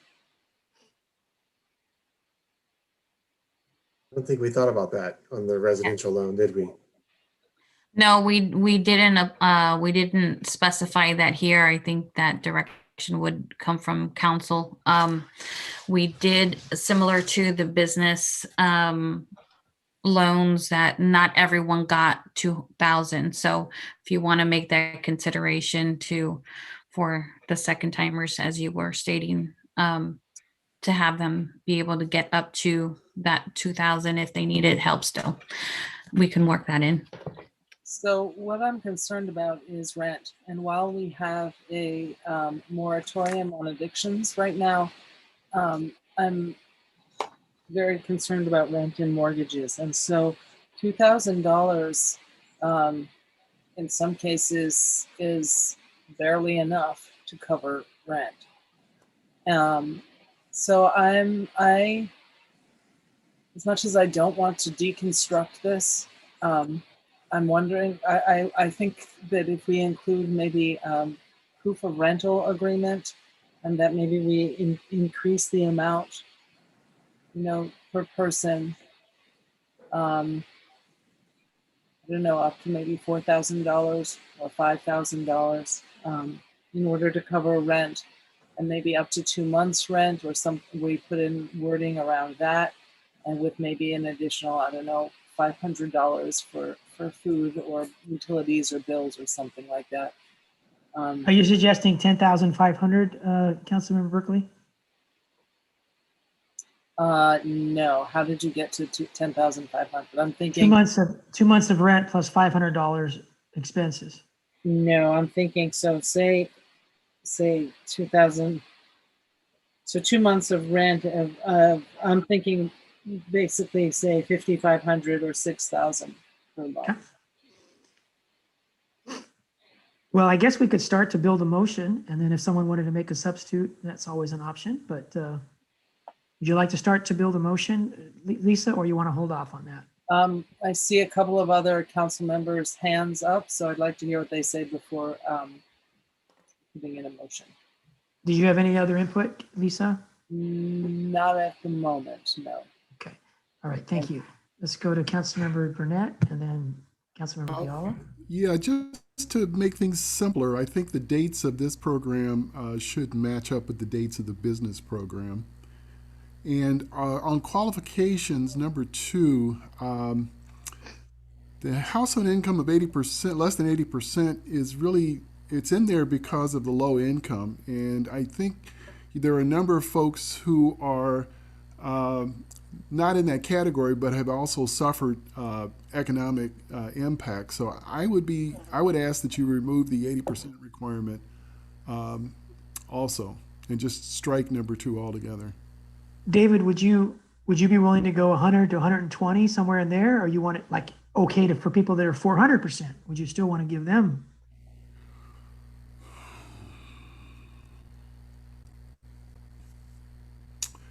You know, I think I would just want to just drop the requirement altogether.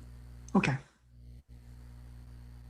Anything else, Mayor, Councilmember Burnett? No, I think that's it. Okay. Councilmember Biola? So just, I think that we can maybe manage that by just increasing the percentage over the Monterey County median household income. Matt, would you by any chance, off just the top of your head, just say if we stayed with 80%, and let's say we have a household of 4, and what would that kind of look like? What is 80% of the median? Maybe Marisol, you know that better maybe than any of us. We have it. I believe for this last year, 80% is $65,000 ish. Is that a 4-person household, Matt? Yeah, for a family of 4. That's pretty sad, I would say. That's very, very low. And so I think we need to maybe up that because these folks living at that level probably would need a whole lot more than 2,000. But at the same time, how many of our residents then that are operating at a little bit higher level that still are very needy but would not comply, would not be eligible? So didn't we raise this before? Yeah, it was, I think, 50 or 60. Wow. It might have been, yeah. It might have been the 60, which is a low income category. Yeah. 16, we raised it 80. Wow. I'm sorry, Lane, we couldn't hear the first number. No, you're correct. It was 60% before, and we raised it to 80. Yeah, I also want to mention that when I was drafting this, I went back out to the Monterey County, and it doesn't change much, but the new total for a household of 5 is 70,000. That wasn't a much big of a change from 65, but you said a household of 5, Marisol? Yes, and that's under the 80%. What would be a household of 4 with those new numbers? 65,000.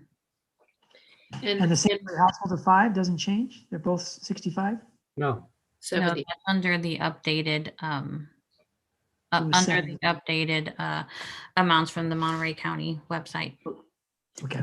Okay, now my question is, what kind of rent would a family of 4 living in Marina have in terms of rent? Because I was also thinking, just as Council Member Berkeley said, at that exact moment, I was concerned about rent also. But what are our rents for apartments or homes that will accommodate a 4-person household?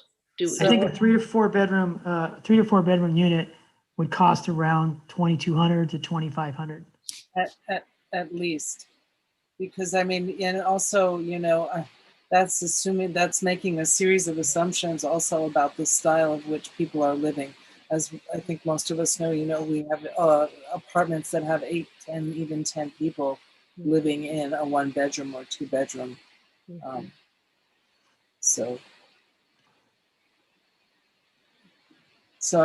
But I think in general, Mayor Delgado is probably I think probably a 3 or 4 bedroom is easily 3,000. So we might be covering 1 month of rent. Yeah, there's going to be I don't know if you guys have followed, the state law on this much, but basically all somebody has to pay right now is 25% of their rent, I believe, between might have been last June up to the end of January. And all this is going to come due, right at the beginning of March. So there's going to be a huge cliff when it comes to this type of an issue. Yes. And I don't know if this is going to be the right fix, this loan program for something like that, or not. It might be a step towards it, but. Are we thinking, Matt, that seriously the state would pull the rent moratorium, the eviction moratorium, and then say let the chips fall where they may? Do you feel like that's a possibility? Yes, that is. There's expected right now between 30 and 40 million people who will be homeless in this country within the next 6 months to a year. They're a little hard to hear, a little bit muffled, Lisa, but we did hear you. And also, keep in mind too, though, for your question about a family of 4, I mean, that's very likely going to be a 2 or 3 bedroom. Sure. Okay, can we proceed? I'd like to add something, if you don't mind. In going through the application process last time, there was sort of something that came up with the 2,000 limit per household. Per household sort of assumes that everyone living together is family, but sometimes you have roommates that aren't family. So I wanted to see if you guys were willing to address that and sort of call that out as an exception if they're not related or not on the same tax return. It's sort of hard without showing proof that someone is not related. Everyone has different last names and things like that. But I just wanted to bring that up because that was something that did come up on the residential side. Well, my thinking is that there's one person on the lease or a married couple on the lease. And this is primarily for mortgage, but secondarily for medicine and utilities. So I just want to mention that. What do other council members think to that question? I think that we should be able to be inclusive of a group of people living in one unit, to your point. So I guess my question from Marisol is, based on practical experience, what would this look like for you? Like, what would make this work? So that the loan is applied for by a few different people, like all of the residents of the house? Is that what you're saying? I don't know that we can, sort of a roommate can force another to get on a loan if they didn't want to do that, for one. For two, the situation that I'm thinking of in my mind, one of the roommates applied before the other. And so when that second application came, we have to be we were mindful not to go over to the 2,000 income limit, or 2,000 loan limit for the whole household. And that sort of worked out because they didn't have the exorbitant bills to justify more of the loan amount. But in a case where someone did have more than 2,000 that they showed documented delinquent bills and things like that, could be the case now because it's been months in COVID, and those bills might be racking up. So I'm not sure exactly how you want to handle that. Maybe even if you did up the per household limit, that might be helpful for the individual who are non-related roommates to still be able to have a good amount of the loan if they needed it. Right, so just on quickly looking here, a 3-bedroom, 2-bath in Marina, the cheapest is $2,600, and there's 10 of them that were listed, about 9 of them are over $3,000. So, and I hear Matt's point about this, about, is this basically, sticking a finger in the dike that's just about to explode over us, and crack over us. And so, but I do think that if we can help people in the interim, certainly, I think it's a necessary thing. And I know that the Housing Resource Center and the county are working very hard to figure out what we can do. And I have heard on the national level that they're trying to work out some ways so that we don't have this many homeless people, but I haven't heard any actual concrete plans yet. I'm wondering if, especially because of they time, also have the one that I know of, they have one person. if we may want to do they a can- little bit more research into this and bring it back at our next meeting, because certainly we can get some more information around the housing situation.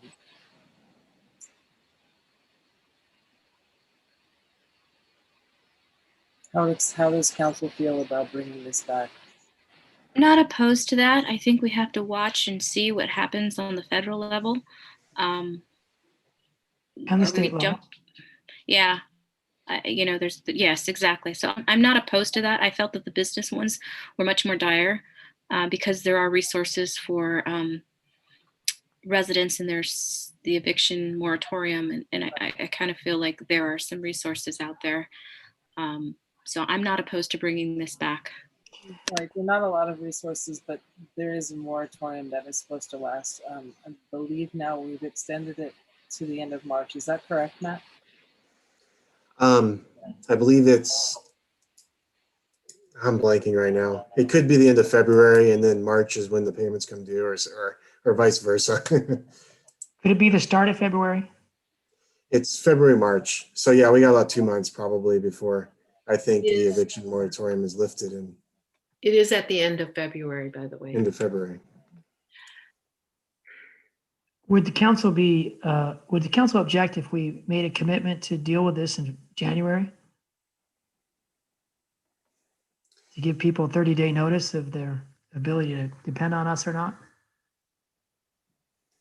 Can I add something else? I'm sorry. I just wanted to add that under the current loan, we do still have funding for the residential side.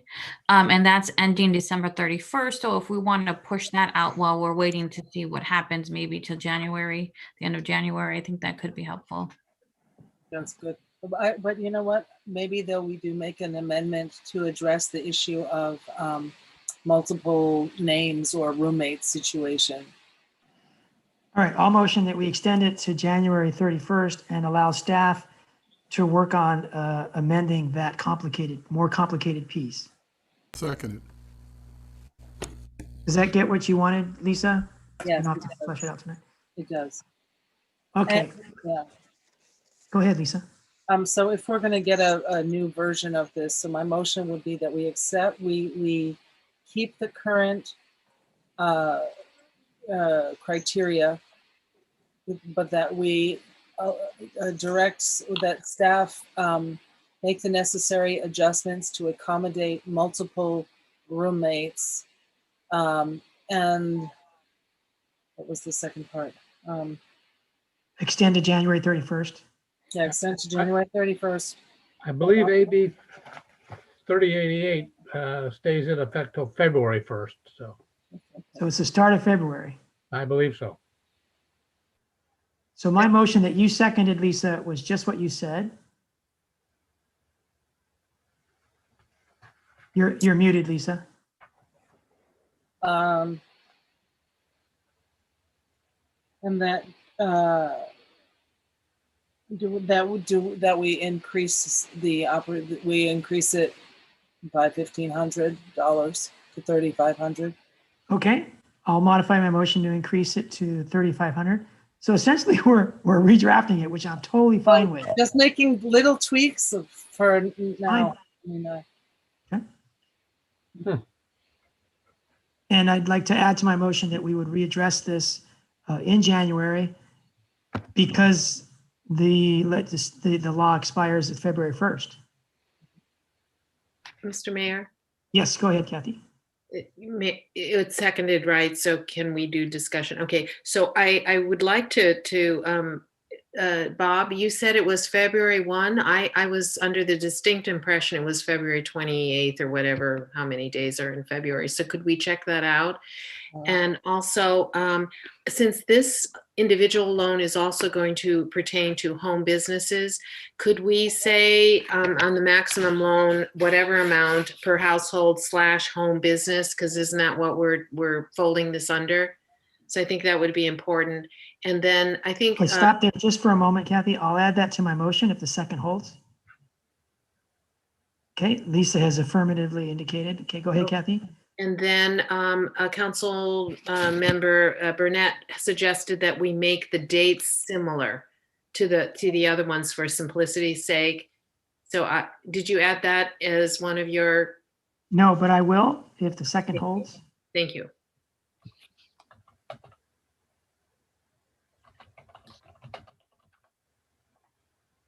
Okay, so the changes are extend to January 31st, increase up 1,500 to 3,500 and include home businesses. Change the dates so they're similar to the business loan program dates and bring it back in January. We only have one meeting in January because of an expiration on February 1st. Bob, unless you have an update. I'm looking. Mr. Mayor, is that licensed home businesses or we're just? Yes, they have to be licensed or they don't get credit for being a business. So I'm wondering if you want to add that to it. That is, yeah, let's add that to it if it needs to be. Marisol, Yeah. Is that not already part of the program? We didn't specify that, but yes, now that we are adding that, we can. So they must be compliant with city ordinances. They're licensed. Yes. Which is part of an ordinance. To be a business, you got to have a license. And there's other things to be a business. You got to have checked it out by fire, et cetera, et cetera. Mr. Mayor? Yeah. The time period for AB 3088, the California COVID-19 Tenant Relief Act of 2020. Tenant Act covers rent and other financial obligations of a tenant for the period March 1, 2020 through January 31, 2021. Thank you, Mr. Rathi. I stand corrected. 2 time periods projected. So on February 1st, a landlord could say, you owe, or you have a 30-day eviction or whatever they can say to get that eviction process started. And that's why it's important we bring this back in January, given the late time of tonight. Yep. But at least we have some money in the coffer for people and we have some updated, increased, how about the percent? I guess I'll also ask the seconder if we'll increase that 80% median to 120% median, because David Burnett was talking about eliminating it altogether. I'll do that, or just raise it to 120. What does council prefer? 120. Okay, so we'll increase to 80% to 120% of county median income. Does anyone want me to restate the motion? And does the second hold on all those changes? yes. Okay, let's go to the public. Does Audra, Debbie, Karen, Paula, or William have any comments? They all fell asleep. Debbie's awake. Hello, Debbie. Good evening. Hold on. I agree with all of the changes in the motions. All right. Does Chloe agree with you? With the increase of 3,500 and 120% for the Monterey County median All right. for the multiple roommates and. Okay. I was trying to be fun with your dog, Chloe. All right. Oh, well, I was cut off and had to re-sign back in. You guys froze up or something. All right. Thank you very much, Debbie. Okay. Anyone else with comments? Okay, I'll give you a few more seconds. We have some very outspoken people. They're being very quiet tonight. All right, we'll come back to Matt. Oh, Karen Anderson. Go ahead, Karen.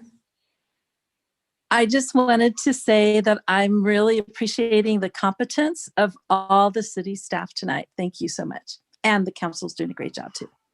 I'm so glad you added the council in there. I was going to take that personally. All right, we'll close public comment. All right, any final comments before we go to a vote? All right, Matt, if you could, please. All right. Councilmember Medina Dirksen.